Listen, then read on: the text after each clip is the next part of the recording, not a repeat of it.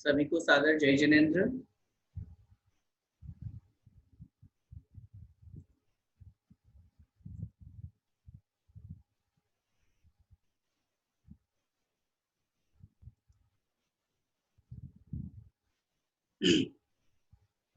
आइए मंगलाचरण करते हुए क्लास को प्रारंभ करते हैं। नमो अरिहंताणं नमो सिद्धाणं नमो आयर्याणं नमो वज्रायाणं नमो लोये सव्यसाहूणम्।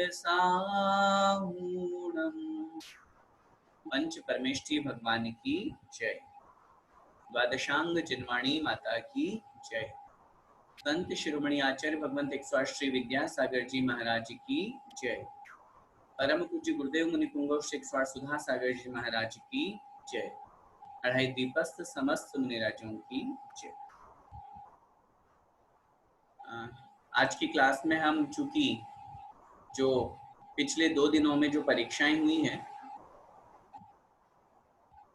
ऑनलाइन और ऑफलाइन, उसके पेपर का यहाँ पर हम आंसर्स बताएंगे ताकि सब लोगों के मन के विकल्प दूर हो जाएं। तो चूंकि सब लोग अभी आना बाकी हैं, तब तक 2-5 मिनट हम प्रश्नोत्तर करते हैं। आप लोगों में से अगर किसी को कोई प्रश्न रखना हो तो आप अपना प्रश्न हाथ उठा सकते हैं अपना प्रश्न रखने के लिए।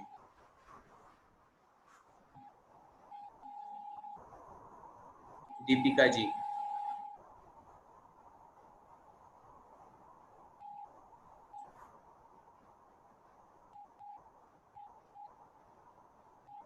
जी बोलिए दीपिका जी। हमारा ऑनलाइन पेपर जो हमने सबमिट किया था जी, वो हमको अगर चाहिए तो कैसे फिर मिल सकता है क्या? क्योंकि नहीं हमारे पास कोई रिकॉर्ड नहीं है, कैसे क्या लिखा क्या नहीं, वो कुछ नहीं, ऑनलाइन पेपर मिलता नहीं है एक्चुअली, उसमें सिस्टम नहीं है। क्वेश्चंस जो है वो ग्रुप में अभी भेज दिए गए हैं। हाँ वो तो तो मिल गए, लेकिन ऐसे एकदम पूरा याद नहीं है कि क्या लिखा है क्या नहीं, नहीं। वो नहीं मिल पाएगा, वो नहीं मिल सकता है हाँ क्योंकि वो मिलने में थोड़ी तकलीफ है। और अभी हम आपको आंसर बताएंगे तो आप उसमें अपना चेक कर सकते हैं कि मेरा कौन सा रॉन्ग हुआ होगा और कौन सा ठीक रहा होगा। बाकी वो तो नहीं मिल पाएगा, सॉरी। और वो जो आंसर आप थोड़ा समझाएंगे ना कि इसमें कैसे अभी वो सीधा बिल्कुल लय बिल्कुल सीधा ऐसा बिल्कुल है। बिल्कुल, हाँ हाँ आंसर बताऊंगा, इसका आंसर ये है तो क्यों है, ऑब्वियसली बिल्कुल। अच्छा, और नमस्कार। किसी का कोई प्रश्न?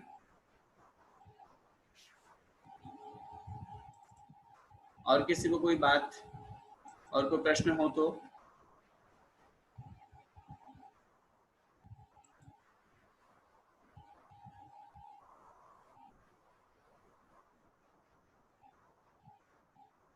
अनुजी जैन भैया जी जय जिनेन्द्र। जी बताइए। भैया जी अभी आपने परसों भक्तमर वाली जो क्लास में ऐसा कहा कि नमोकार मंत्र हमको ऐसे चलते फिरते ऐसे हर समय नहीं बोलना चाहिए, या जैसे नमोकार मंत्र की जो वो अपन सुनते रहते हैं वो चलती रहती है उसको भी नहीं चला, ऐसा मतलब क्यों, कुछ समझ में नहीं आया। वो बात मैंने इसलिए कही थी, पहली बात तो बोलने की जहां तक बात है, अपवित्र पवित्रों वाला श्लोक जो हमने यहाँ पूजा वाली क्लास में पढ़ा है, तो यहाँ पर हाँ पवित्र स्थिति में हो चाहे अपवित्र स्थिति में, वहां पर ध्यान करने की बात चल रही है, स्मरण करने की बात चल रही है। अच्छा मुख से उच्चारण हम अशुद्ध अवस्था में कैसे कर सकते हैं, तो इसलिए हाँ वो नहीं वहां कर पर मैंने मना किया था। और रही बात की जो आजकल हमारे घरों में जो एक मशीन आ जाती है, नमोकार मंत्र बजता रहता है, चलता रहता है, वो एक हाँ बहुत प्रचलन में आ गया है। उसके लिए मैंने सिर्फ इसलिए मना किया कि नमोकार मंत्र तो चलो एक अपेक्षा से मान भी ले। उन्होंने वैसे भक्तामर का प्रश्न किया था प्रारंभ में तो, कि भैया जी भक्तामर स्तोत्र हमारे कैसे चलती रहती है, खाना पीना भी चलता रहता है, सब चीजें होती रहती है, तो ऐसी स्थिति में फिर हम क्या करें। तो हमने उनको ये जवाब दिया था कि आजकल ये चीज चल चुकी है, उसके लिए बिल्कुल हम लोगों को निषेध करना चाहिए। कम से कम भक्तामर स्तोत्र का तो हमें इस बात का ध्यान रखना चाहिए कि आचार्य महाराज द्वारा रचित है और हमने भक्तामर स्तोत्र चला के छोड़ दिया, तो ऐसी स्थिति में उनके उस भक्तामृत स्तोत्र को कौन सुन रहा है, कौन ध्यान दे रहा है। वहीं पे हम खाना पीना भी कर रहे हैं, वहीं बच्चे खेल कूद रहे हैं। मैंने तो ये भी कहा था कि अगर हम कहीं यात्रा पे जा रहे हैं और हमने गाड़ी में बैठ गए और बैठ करके हमने आचार्य श्री के प्रवचन की कैसेट शुरू कर दी, सुनना चाहिए, कोई आपत्ति नहीं है, बहुत अच्छी बात है, लेकिन उसके साथ में हम गपशप क्यों लड़ा रहे हैं। या तो सुने तो फिर एक तरफ ही पूरा ध्यान दे। इससे क्या होता है, अगर हम एक काम के साथ में दूसरे काम भी करते हैं तो इससे आचार्यों के वचनों का महत्व कम होता है, जिनवाणी के प्रति अनादर का दोष लगता है, इसलिए वो वाली बात मैंने मना की थी। रही बात नमोकार मंत्र के कैसेट की, तो उस संबंध में चूंकि मैं अभी पूर्ण रूप से ये नहीं कह सकता कि मैं मना ही कर दूं और पूर्ण रूप से हाँ भी नहीं कह सकता, क्योंकि पूज्य गुरुदेव या और आचार्य भगवंत हैं, उनसे हमें इस बात का समाधान लेना चाहिए। मैं इसका समाधान देने में इसलिए असमर्थ हूँ क्योंकि सब घरों में प्राय ये है। और मैंने एक बार में जब गौशाला गया था, वो गौशाला पूज्य गुरुदेव के आशीर्वाद से चल रही थी, तो वहां पे भी गायों को सुनाने के लिए उन्होंने वो नमोकार मंत्र की कैसेट लगा रखी थी, वो मशीन लगा रखी थी। तो इस विषय में उनका कोई टीका टिप्पणी या उनका कोई निषेध नहीं हुआ। तो हो सकता है कि वहां ये भाव हो कि कम से कम नमोकार मंत्र चल रहा है तो उसकी वर्गणाओं से वो जो गायें हैं या वहां का वातावरण है वो अच्छा बना रहे, तो इस अपेक्षा से है। लेकिन अब घरों में हमें उसको कितना उपयोग करना चाहिए और कैसा करना चाहिए, इसके लिए अगर हो तो महाराज जी तक पहुंचाएं सूचना, नहीं हो तो मैं एक आध दिन में जब कभी सूचना पहुंचेगी तो मैं महाराज जी को शाम को जिज्ञासा समाधान में भिजवा दूंगा। ऐसे हम लोग दिन भर कुछ काम करते रहते हैं, जैसे कुछ काम करते रहते हैं या कुछ भी, जैसे नमोकार मंत्र मन मन में बोलते रहते हैं, वो तो कर ही सकते हैं। कोई आपत्ति नहीं है, वो तो बिल्कुल नमोकार मंत्र बोलिए या और कोई 12 भावना है, वो तो बोलने में कोई आपत्ति नहीं। वो तो आप मन में भक्तामर का भी श्लोक आ रहा है तो आए, कोई आपत्ति नहीं, मन में कोई दिक्कत नहीं है। और जैसे रात में कभी कितनी बार रात में नींद नहीं आता तो हम लोग भक्तामर का कोई दोहा बोलते बोलते सो जाते, कोई दिक्कत नहीं है, नमोकार मंत्र बोलिए, भक्तामर बोलिए, आपको नींद आ जाएगी, वो कर सकते हैं। जी जी। तुषार जी जैन, धन्यवाद। जय जिनेन्द्र भैया जी। जी बताइए। भैया जी अभी हमारे यहाँ सूतक सुआ चल रहा है, मतलब परिवार में किसी के बच्चा हुआ, तो मैं भी भक्तामर की क्लास या ये पूजा करी तो मैं आप जो बोलते हो वो लिख नहीं सकती क्या? नहीं, लिखने में कोई आपत्ति नहीं, जिनवाणी को नहीं छूना है। हाँ, जिनवाणी को तो नहीं छूंगे, लेकिन जैसे मैं भक्तामर की क्लास करती तो वो आप अर्थ लिखवाते हैं। कोई आपत्ति नहीं, लिखने में कोई आपत्ति नहीं है, लिख सकते हैं। हाँ वही, ठीक है। जय जिनेन्द्र। जय जिनेन्द्र। ठीक है, जय। अंजू जी जैन। जय जिनेन्द्र भैया जी। थोड़ा तेज बोलिए। जय जिनेन्द्र। अभी भी कम आ रही है आवाज। भैया जी मेरा जो क्लास है ना भक्तामर का, हम लोग ऐड नहीं है, लेकिन हम मेरा 5-7 सूत्र छूट गया उसमें। तो आप ग्रुप में ऐड हो जाएंगे, और ऐड हो जाएंगे तो आपको सब मैसेजेस मिल जाएंगे। मतलब ऐसे नहीं मिलेगा? मतलब नहीं, ऐसे भी मिल जाएगा, मिलने में आपत्ति नहीं है। नहीं, इस वाले ग्रुप में भी सारे ऑडियो डलते ही हैं। हाँ, इस ग्रुप में डालने से मिल जाए, मतलब उसमें ऐड नहीं हुए अभी हम लोग। और अब इस ग्रुप में भी सारे भक्तामृत स्तोत्र के ऑडियो डाले जाते हैं, नहीं भी हो तो आप ग्रुप में लिख के भेज दीजिएगा, भेज देंगे ऑडियो जो आपको नहीं मिले। और भैया जी जो नियमों के बारे में बोली थी मैं, उसका आप बताएंगे? हाँ, उसके लिए भी हम लोग विचार कर रहे हैं, क्योंकि आज ये आंसर वाली क्लास अपनी रहेगी, उसके बाद में 2-3 दिन अपने पास में है अभी फिलहाल हाथ में, 31 तारीख तक अपनी ये क्लास रहेगी। तो उस हिसाब से प्लान कर लेंगे कि 1-2 दिन नियमों के लिए ले लेंगे, एक आध दिन सिद्ध भक्ति के लिए, एक दिन रिजल्ट अनाउंस के लिए, ये सब प्लान करके, और एक दिन जरूर आप लोगों को नियम लिखवाए जाएंगे, आप लोगों के नियम की डायरी बनाई जाएगी, तो उसके लिए जरूर आप लोगों को निवेदन।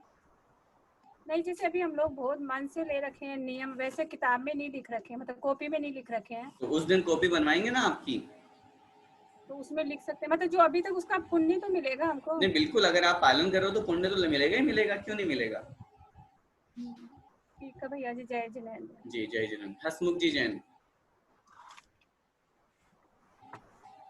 हसमुख जी जैन, उनका नहीं हो रहा है। रेखा जी जैन। जय जिनेन्द्र भैया जी। जी, कल आपने पढ़ाया था ना प्रातिहार्य के बारे में भक्तामर की क्लास में। हाँ जी। उसमें जो प्रतिहार आपने एक शब्द का उसमें बताया था, प्रतिहार माने सेवक। एक बार ना प्रातिहार्य का डेफिनेशन समझा दीजिए। प्रातिहार्य मतलब जो प्रतिहार के समान निरंतर सेवा में खड़ा रहे, उपस्थित रहे। प्रतिहार मतलब सेवक होता है। प्रातिहार्य 8 होते हैं ना, तो जैसे अशोक वृक्ष लगाया, तो किसी देव ने आकर के भगवान के वहां अशोक वृक्ष लगाया, भगवान के 64 चमट उड़ा रहे हैं, 3 छत्र लगाए हैं, तो एक सेवक की तरह जो हमेशा भगवान के साथ में रहते हैं, वो कहलाते हैं प्रातिहार्य। मतलब जो 8 प्रातिहार्य वो सब सेवक ही होते हैं, जैसे भामंडल, पुष्पवृष्टि, जैसे 8 तो आपने बोले कि ये सब सेवक है। ने क्या कहा, सेवक के समान जो हमेशा साथ में रहे। सेवक थोड़ी ना है ये, भामंडल सेवा क्या करेगा भगवान की, सेवक की तरह। सेवक की तरह जो साथ में रहे। हमने शब्द से अर्थ निकालना बताया आपको। प्रातिहार्य शब्द कैसे बना, प्रतिहार से। प्रतिहार मतलब सेवक, जैसे आपका नौकर आपका सेवक हमेशा साथ में रहता है कि नहीं, तो हाँ वैसे ही जो हमेशा भगवान के साथ में रहते हो। केवली अवस्था की बात है। अब कहीं आप फिर इसमें भी ये बोलो कि भैया जी हमेशा कहाँ रहते हैं, सिद्धालय में पहुंचने के बाद तो वो छूट जाते हैं। केवली अवस्था की बात है, तीर्थंकर अवस्था में जो भगवान के साथ में रहते हैं वो उस अपेक्षा से कथन किया गया। अच्छा भैया जी, जैसे कल शुद्ध पंचमी पर्व है, जी, तो उसके बारे में आप कल हम लोग को कल की क्लास में उसकी विशेषता ये हम सब। पहले सोच रहे थे कि हम शुद्ध पंचमी के बारे में कल आपको कक्षा में बताएं, लेकिन जैसा कि हमें जानकारी मिली पूज्य गुरुदेव के आशीर्वाद से, और पूज्य गुरुदेव स्वयं पूज्य मुनीश्री सुधा सागर जी महाराज स्वयं प्रातः काल का जो प्रवचन है वो इस विषय पर ही देंगे। इसलिए मेरा आप सभी लोगों से निवेदन है कि कल प्रातः काल वो अपने सानिध्य में विधि विधान भी करवा रहे हैं, शुद्ध पंचमी का विधान भी करवा रहे हैं। हम सभी अपने घर में रहते हुए वो विधान भी करें और पूज्य गुरुदेव का शुद्ध पंचमी विशेष पर्व का वह प्रवचन भी सुने। क्योंकि पहले हमने ऐसा सोचा था कि हम यहाँ कर रहे हैं, लेकिन जब पूज्य गुरुदेव स्वयं ही करा रहे हैं तो फिर हम कहाँ से कर रहे हैं, इसलिए हमने ऐसा सोचा। चलिए अंतिम प्रश्न, उसके बाद फिर हम अपने आंसर की तरफ आगे बढ़ेंगे। खुशबू जी जैन।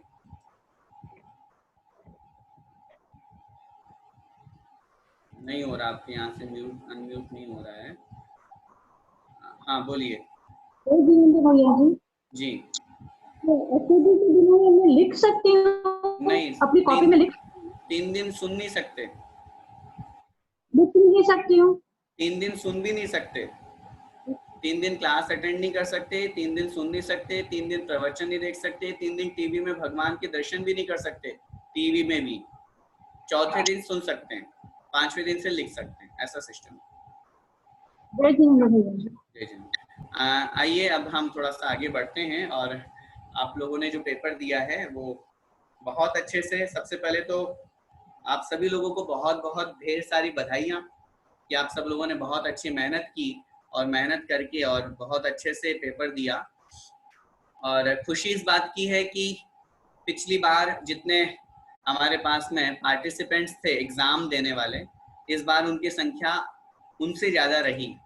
पिछली बार हमारे पास में थे 265 और प्लस 15 जो हम अगर काउंट करते हैं उस अपेक्षा से, तो 280 कुल मिला करके थे।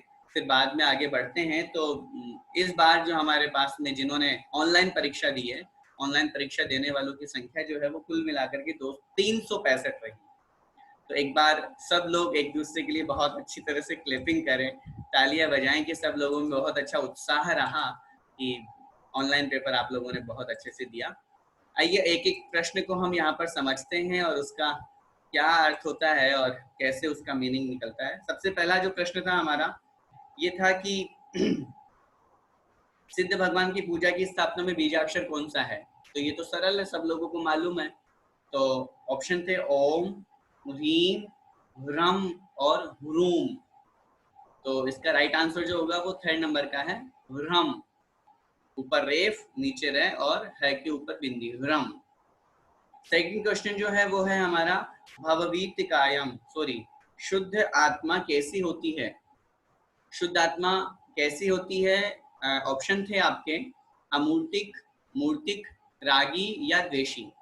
आप लोगों को बताया था जब सिद्ध भगवान की पूजा पढ़ाई थी, अमूर्तिक मतलब जिसमें रूप, रस, गंध, स्पर्श नहीं होते हैं, जिसको हम न देख सकते हैं, जिसको हम न स्पर्श कर सकते हैं, जिसको हम न सूंघ सकते हैं, क्योंकि ये सब गुण पुद्गल में हैं। और सिद्ध भगवान की आत्मा तो जीव है, शुद्ध द्रव्य है, इसलिए सही आंसर हमारा होगा अमूर्तिक। थर्ड क्वेश्चन था भववीत कायम का अर्थ क्या है। ऑप्शन थे आपके संसार से रहित, संसार एवं शरीर से रहित, संसार एवं शरीर से सहित और काय से रहित। आंसर आपका जो बिल्कुल सही होगा वो होगा संसार एवं शरीर से रहित। दोनों ऑप्शन थे, रहित और सहित वाला।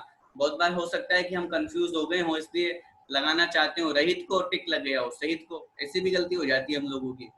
तो भव वीत कायम, भव माने संसार और काय माने शरीर, तो संसार और शरीर से जो वीत माने रहित हैं। चौथे नंबर का आपका प्रश्न था सिद्ध चक्रम का अर्थ क्या है। ऑप्शन थे सिद्धों का समूह, अनंतानंत सिद्ध, उपर्युक्त दोनों या फिर कोई नहीं। तो इसमें सही उत्तर आपका क्या होगा? बहुत से लोगों ने इसमें उत्तर गलत कर दिया, सिद्धों का समूह। क्यों? अनंतानंत सिद्ध भी तो होगा, दोनों का मीनिंग एक ही तो है। तो इस अपेक्षा से उपर्युक्त दोनों, ये आपका सही आंसर वहां पर होगा। 5th नंबर का क्वेश्चन हमारा था सर्वावगाहन गुणम से क्या तात्पर्य है? ऑप्शन थे सभी को देखने वाले, सर्व को जानने वाले, सभी को सुख देने वाले और सभी जीवों को अवगाहन देने वाले। सर्व अवगाहन गुणम, तो यहाँ इसका सही आंसर क्या होगा? सभी को अवगाहन देने वाले, 4th नंबर का जो ऑप्शन है। अवगाहन का मतलब क्या होता है? एक आत्मा में अनंत आत्माएं समाती जाती है। स्थान तो जो है वो तो मात्र 45 लाख योजन का ही है और सिद्ध हो गए अनंतानंत। तो फिर इतने से कम स्थान में इतने सिद्ध कैसे होंगे? तो आचार्यों ने लिखा प्रत्येक जीव में अवगाहनत्व का गुण है, एक आत्मा में अनंत आत्माएं समाती जाती है, इसलिए सर्वावगाहन गुणम शब्द को वहां प्रयोग किया गया। अगला प्रश्न, सिद्ध भगवान किस द्रव्य की अपेक्षा रखते हैं? फर्स्ट जीव द्रव्य की, सेकंड ऑप्शन किसी भी द्रव्य की नहीं, थर्ड ऑप्शन 6 द्रव्य की और 4th ऑप्शन है जगत की। उत्तर क्या मिलेगा? द्रव्यानपेक्षमृतम, किसी भी द्रव्य की नहीं, किसी की भी अपेक्षा नहीं रखते, अपने जीव द्रव्य की भी अपेक्षा नहीं रखते, इसलिए वो बिल्कुल सही उत्तर होगा, किसी भी द्रव्य की नहीं। 7th नंबर का हमारा क्वेश्चन था शुद्ध जीव का स्वभाव क्या है? ऑप्शन थे हमारे ऊर्ध्व गमन करना, उपदेश देना, दान देना और मन सहित होना। अब मन सहित होना भी ये तो संसार का काम हो गया, उपदेश और दान ये संसारी अवस्था का, सिद्ध भगवान का काम, सिद्ध भगवान का स्वभाव ऊर्ध्व गमन। इसलिए जब किसी भी जीव को शुद्ध अवस्था प्राप्त होती है, वो आत्मा बिल्कुल सीधा जहां से मोक्ष हुआ उससे रंच मात्र भी इधर उधर नहीं होती, एक भी मोड़ा नहीं लेती, बिल्कुल सीधी जाकर के सिद्धालय में विराजमान हो जाती है। 8वें नंबर का हमारा प्रश्न था कनक का क्या अर्थ है? सरल है, सोना चांदी रुपया पैसा, ये ऑप्शन थे। कनक मतलब स्वर्ण होता है, सोना। 9th नंबर का क्वेश्चन, कौन सा वाक्य सही है? वाक्य ध्यान से सुनिएगा। पहला वाक्य है सिद्ध जीव लोक को जानते हैं, सेकेंड सिद्ध जीव तीनों लोकों को जानते हैं, थर्ड सिद्ध जीव द्रव्य को जानते हैं और सिद्ध जीव लोक एवं अलोक सबको जानते देखते हैं। आपके 4th नंबर का आंसर यहाँ पर आएगा, सिद्ध जीव लोक एवं अलोक सबको जानते हैं। इसमें मेरे पास में जो है प्रश्न चूंकि जो बन के आए हैं, मैं क्षमा चाहूंगा इस विषय में, क्योंकि 4th नंबर का जो ऑप्शन है उसमें लिखा हुआ है सिद्ध जीव लोक एवं लोक सबको जानते हैं, तो यहाँ अलोक आना चाहिए था, लोक एवं अलोक सबको जानते ऐसा आना चाहिए था। शायद हो सकता है मिस्टेक से वो अलोक न टाइप हो पाया हो, 4th नंबर का ही सही माना जाएगा। और जिन लोगों ने चूंकि 4th नंबर का सही किया उन्हीं का सही माना गया है। अर्थ चूंकि 4th नंबर से ही बैठ रहा है, अगर बाई चांस अलोक नहीं भी लिख पाए हैं तो भी 4th नंबर का आंसर सही होगा, इसलिए उसी को सही स्वीकार किया गया है। 10वें नंबर का प्रश्न है कदली फल का क्या अर्थ होता है? सरल है, ऑप्शन थे हमारे आम, अनार, केला और अंगूर, इसमें से कदली फल का मतलब होता है केला। फिर है रम्यम का क्या अर्थ होता है? इसके ऑप्शन थे सुंदर, रमणीय, आकर्षक और उपर्युक्त सभी। इसका सही उत्तर क्या होगा बताइए? उपर्युक्त सभी, है ना, क्योंकि रम्यम का मतलब सुंदर भी होता है, आकर्षक भी होता है, रमणीय भी होता है। अगला प्रश्न था हमारा सिद्धों में कितने गुण होते हैं? ऑप्शन थे 2, 4, 8, 6। उत्तर मिलेगा 8 गुण होते हैं, है ना। सिद्ध भगवंतों में 8 कर्मों के नाश होने से 8 गुण प्रकट हुए। अगला प्रश्न है सिद्ध जीव कहाँ विराजमान है? इसमें बहुत लोग कंफ्यूज हो भी जाते हैं और पहले भी हुए हैं। ऑप्शन थे हमारे सिद्धालय, सिद्धशिला, ऊपर या सर्वार्थ सिद्धि।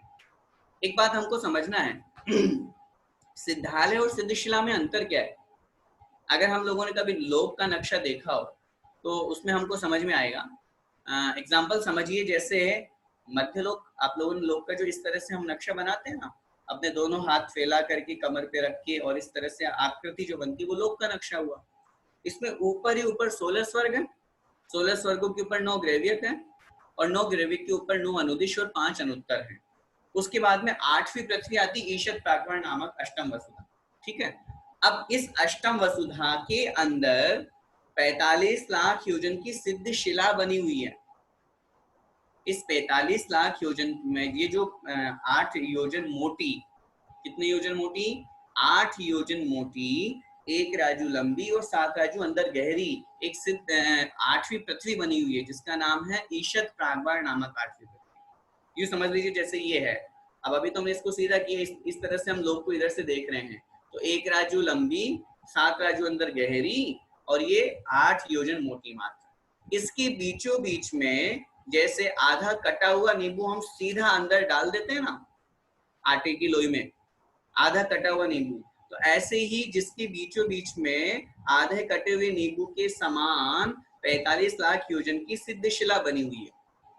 यहाँ सिद्ध भगवान नहीं रहते, ये तो हुआ 8वीं पृथ्वी सिद्ध शिला। इसके ऊपर ये 3 वात वलय, 3 लाइंस जो मैंने बनाई, पहला है घनोदधि वलय, घनवात वलय और ये अंतिम तनोवात वलय। ये लोक का बिल्कुल टॉप पॉइंट आ गया। इसके ऊपर अलोक है, इसके ऊपर कुछ भी नहीं है। तो ये तनुवात वलय का जो 45 लाख योजन का जो स्थान हमारा बनेगा, इस तनुवात वलय के 45 लाख योजन में सबके सिर ऐसे हैं, सब सिद्ध भगवंतों के सिर। तो सिद्ध भगवान का निवास कहाँ है, इसको, इस स्थान को हम कहते हैं सिद्धालय, सिद्ध आलय। सिद्ध भगवंतों के रहने का जो स्थान है वो सिद्धालय है। तो हम सिद्धालय बोले या सिद्ध क्षेत्र बोले एक ही बात है। तो यहाँ पर सही आंसर हमारा होगा सिद्धालय। अगला प्रश्न, सिद्धों की संख्या कितनी है, अनंत, असंख्यात अथवा संख्यात अनंतानंत? उत्तर मिलेगा अनंतानंत सिद्ध है, इसलिए अनंतानंत। तीर्थंकर किनकी अवगाहन, किनकी आराधना करते हैं, अरिहंत सिद्ध आचार्य या साधु? सीधा सा उत्तर है अरिहंत मात्र सिद्धों की आराधना करते हैं, उत्तर होगा सिद्ध। 16वें नंबर का प्रश्न था हमारा, निरंश का क्या अर्थ होता है? ध्यान से, इसमें कुछ लोगों को कंफ्यूजन था। निरंश में मैंने यहाँ पर आपको जो ऑप्शन दिए वो है अखंड, अंश, अंश युक्त और खंड सहित। तो खंड सहित और अंश युक्त तो एक ही बात हो गई, और खंड ऑप्शन दिया है, तो सही उत्तर होगा हमारा अखंड, इसलिए सही उत्तर अखंड करेंगे। प्रसिद्ध विशुद्ध सुसिद्ध समूह, ये हमारी पूजा में कितनी बार आया है? तो जयमाला में ये 10 बार आया है। जो वो छंद लिखे हो ना, वो 10 बार लिखे हुए हैं, 10 छंद लिखे हुए हैं। तो प्रत्येक छंद के अंत में ये है, तो इस अपेक्षा से 10 बार ही आया है। अगला प्रश्न है, संसार समुद्र से पार करने वाले, यह किसका अर्थ है? कौन से शब्द का, कौन से वाक्य का अर्थ है? विदूरित संस्कृति भाव, निवारित दुष्कृत कर्म, भवोदधि पारग और जरा मरणोचित। उत्तर मिलेगा भवोदधि पारग, है ना, भव उदधि पारग, संसार समुद्र से पार करने वाले। शंकर का क्या अर्थ होता है? मैंने आपको निवेदन किया था, शंकर माने सुख देने वाले, शम माने सुख। ऑप्शन थे आपके शिव, महादेव, सुख देने वाले या विष्णु। तो सही उत्तर होगा सुख देने वाले। 20वें नंबर का प्रश्न था, जयमाला की कौन सी पंक्ति सही क्रमानुसार है? अब जिनको सिद्ध भगवान की जयमाला याद थी उनने तो सही कर दिया। अब यहाँ लाइंस जो 4 ऑप्शन थे उसमें फर्स्ट ऑप्शन था विदम्ब वित्रष्ण वीत विहार, ये बैठ ही नहीं रही, पंक्ति है ही नहीं वहां लाइन में। विमान विकाय विशब्द विशोभ, ये पंक्ति थी वहां पर। विवर्ण विमान विदोष विनिंद्र, ये भी नहीं था। विहार विराव विदर्प विमोह, ये भी नहीं था। इससे सेकंड नंबर का जो ऑप्शन है विमान विकाय विमाय विकाय विशब्द विशोभ, ये वाला हमारा उत्तर सेकंड नंबर का बिल्कुल सही होगा। नेक्स्ट क्वेश्चन, सिद्धों में कितने गुण होते हैं? बहुत, अनंत, अनंतानंत और संख्यात। सिद्धों में अनंतानंत गुण होते हैं। हो सकता है कुछ लोगों की धारणा या मन में ये विकल्प हो कि अनंत होते हैं। अनंत भी कह सकने में कोई बहुत बड़ा दोष नहीं है, लेकिन जब अनंतानंत ऑप्शन है तो सिद्धों में अनंतानंत गुण है। जब केवल ज्ञान की अपेक्षा से हम बात करते हैं तो केवल ज्ञान के जो शक्त्यंश कहे जाते हैं, बड़े मूल ग्रंथों की बात कर रहा हूं मैं, तो सबसे ज्यादा जो है वो केवल ज्ञान के शक्त्यंश कहे जाते हैं, वो अनंतानंत है, वो सब गुण के अंतर्गत आते हैं। इसलिए हमें यहाँ पर सही उत्तर में अनंतानंत लिखना है। इसके बाद में सदामल का क्या अर्थ होता है? इसमें बहुत लोग कंफ्यूज हुए। लोग कह रहे थे भैया जी 2 ऑप्शन तो एक जैसे ही थे। कहाँ थे एक जैसे? देखिए क्या लिखा हुआ है। पहला ऑप्शन था सदा मल युक्त, सेकंड ऑप्शन था सदा मल मुक्त, थर्ड नंबर का था निर्मल और हमेशा, अलग अलग। तो सदा मतलब हमेशा, मल से जो मुक्त हैं, तो सही उत्तर हमारा होगा सदा मल मुक्त, सेकंड नंबर का जो ऑप्शन है। युक्त और मुक्त में थोड़ा सा लोग कंफ्यूज हो गए, तो कुछ प्रश्न तो कंफ्यूज वाले देने भी जरूरी थे, नहीं देते तो सबके 100 में से 100 आ जाते, तो फिर हम कैसे कर पाते। फिर आगे बढ़ते हैं। जननार्थ वीतम का क्या अर्थ होता है? ऑप्शन थे लोगों की पीड़ा हरने वाले, लोगों को सुख देने वाले, लोगों को उत्पन्न करने वाले और जन्म की पीड़ा से रहित। जनन अर्ति वीतम अर्थात जन्म की पीड़ा से रहित। सही उत्तर होगा 4th नंबर का जननार्थ वीतम। आगे 24वें नंबर का सिद्धो निवास मनुगम परमात्म गम्यम, यह पंक्ति किस द्रव्य की है? जल, चंदन, अक्षत, पुष्प। सही उत्तर होगा जल, क्योंकि जल में ही सबसे पहले हम इस पंक्ति का प्रयोग करते हैं। क्या करने से मुक्ति प्रिया की प्राप्ति होती है? हम लोग सिद्ध भगवान की पूजन के अंत में पढ़ते हैं स्मरति नमति वा स्तोति शोभ्येति मुक्तिम। स्मरति स्मरण करता है, नमति मतलब नमस्कार करता है, या स्तोति अथवा स्तुति करता है, वह मुक्ति प्रिया को प्राप्त करता है। इसलिए ऑप्शन थे स्तुति, स्मरण, नमन या उपर्युक्त सभी। सही उत्तर होगा उपर्युक्त सभी। कितनी भावनाओं को भाने से तीर्थंकर प्रकृति का बंध होता है? सरल था प्रश्न। 12, 16, 32 या 23। उत्तर होगा 16 भावनाओं को भाने से। तीर्थंकर बालक का अभिषेक किस पर्वत पर होता है?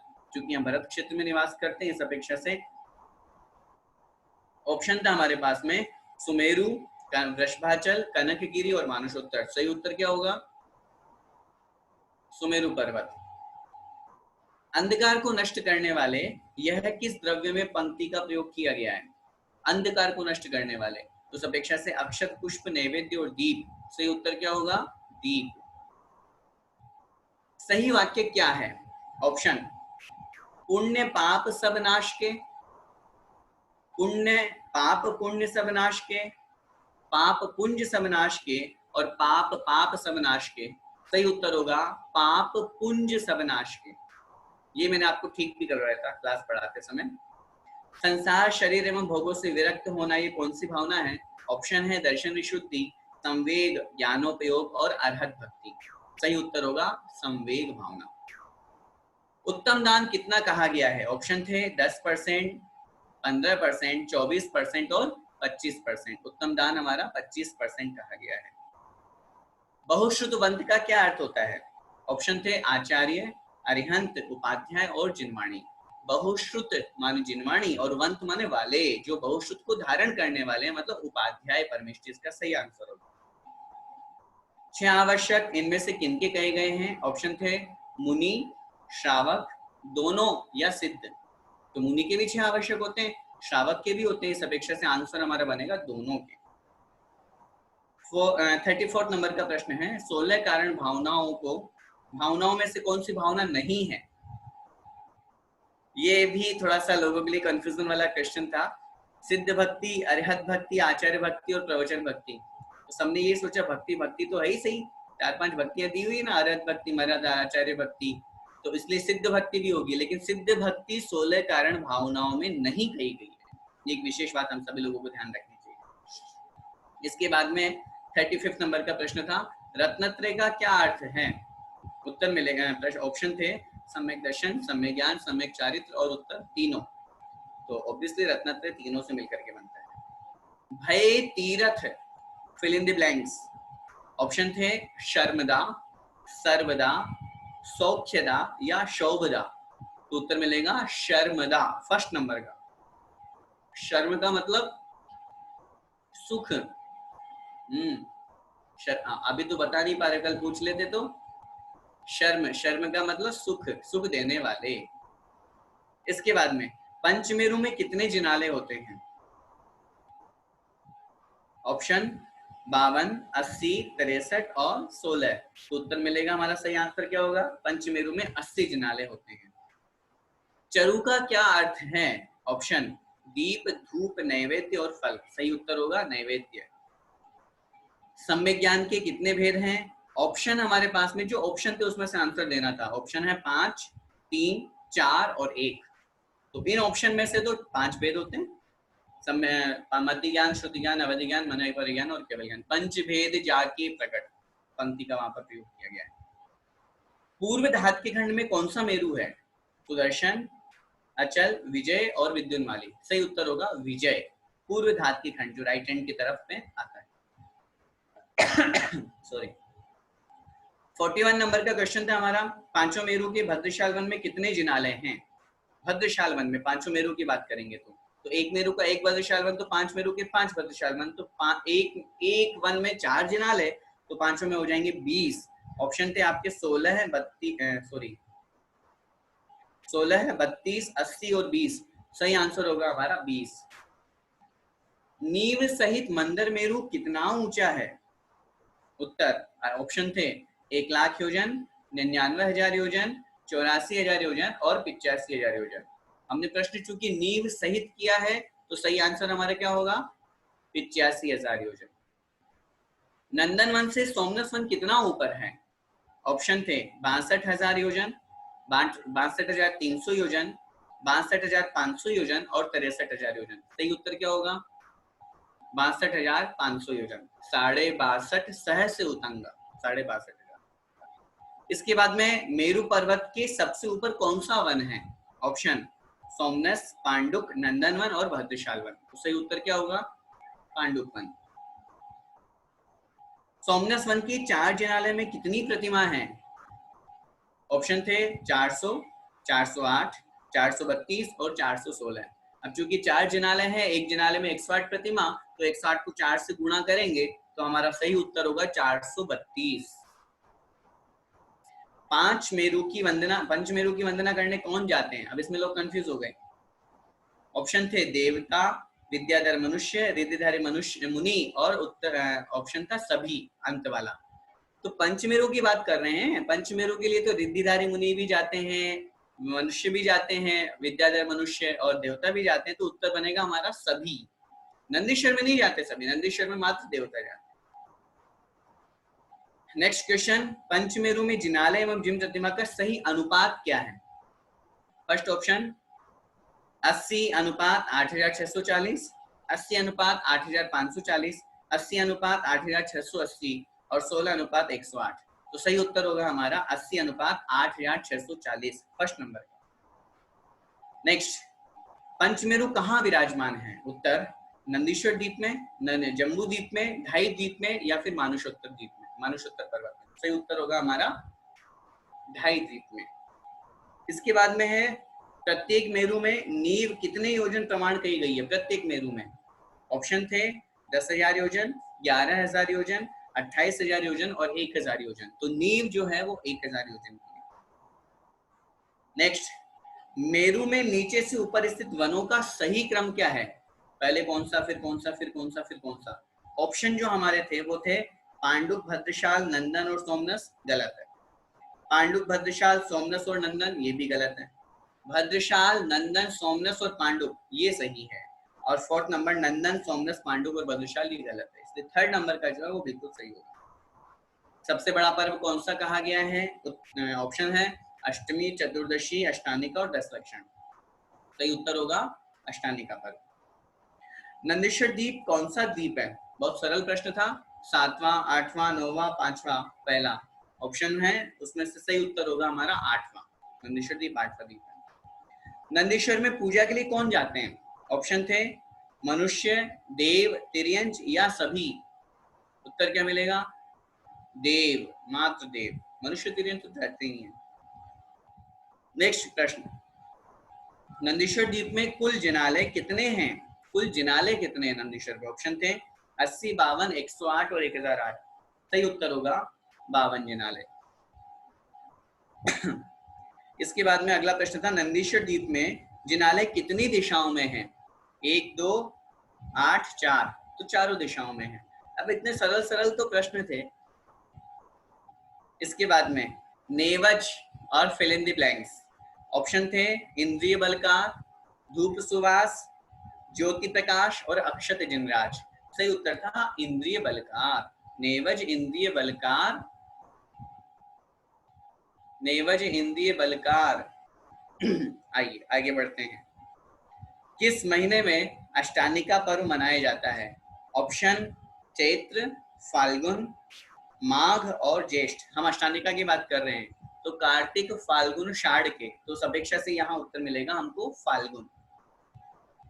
नंदीश्वर द्वीप की पूर्व दिशा में कुल कितने जिनालय हैं? पूर्व दिशा में ऑप्शन थे 32, 16, 13 और 4। सही उत्तर होगा हमारा 13 है। नंदीश्वर द्वीप का एक दिशा में कितना विस्तार है?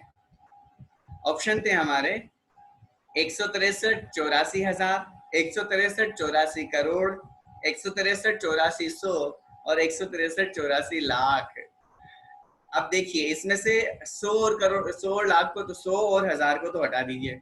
अब दो ऑप्शन है, 163 84 के आगे लाख लिखिए और 163 84 के आगे करोड़ लिखिए। देखो 163 करोड़ 84 लाख लिखें या फिर 163 84 के आगे लाख लिखे, एक ही बात है।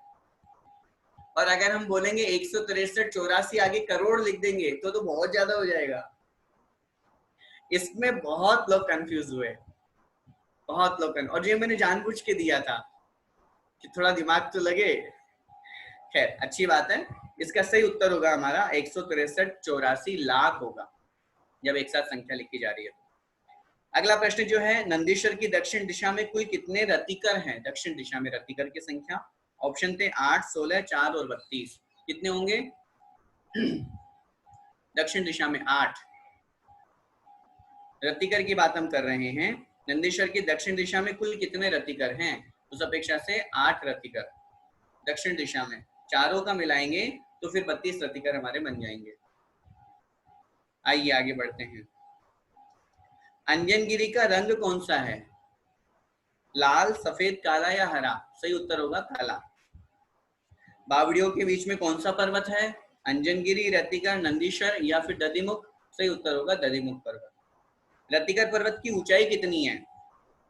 ऑप्शन है 10,000 योजन, 1,000 योजन, 84,000 योजन और 1,00,000 योजन। सही उत्तर हमारा होगा 1,000 योजन। एक जिनालय में कुल कितने जिनबिंब होते हैं? ऑप्शन 8,640, 8,520, 108 और 1,008। उत्तर मिलेगा 108। जिनालय में स्थित जिन प्रतिमा की अवगाहना कितनी होती है? अब ये मैंने धनुष में नहीं पूछी थी, ये फुट में पूछी थी। तो 500 धनुष की अवगाहना के हिसाब से मेरे ऑप्शन थे 3,000 फुट, 2,000 फुट, 500 फुट और 4 हाथ। उत्तर क्या होगा? 3,000 फुट, फर्स्ट नंबर का ऑप्शन। नंदीश्वर में पर्वतों पर स्थित जिनालयों की संख्या का सही क्रम और अनुपात क्या है? 16:4:32 बराबर 52, गलत उत्तर। 32:4:16 बराबर 52, गलत उत्तर।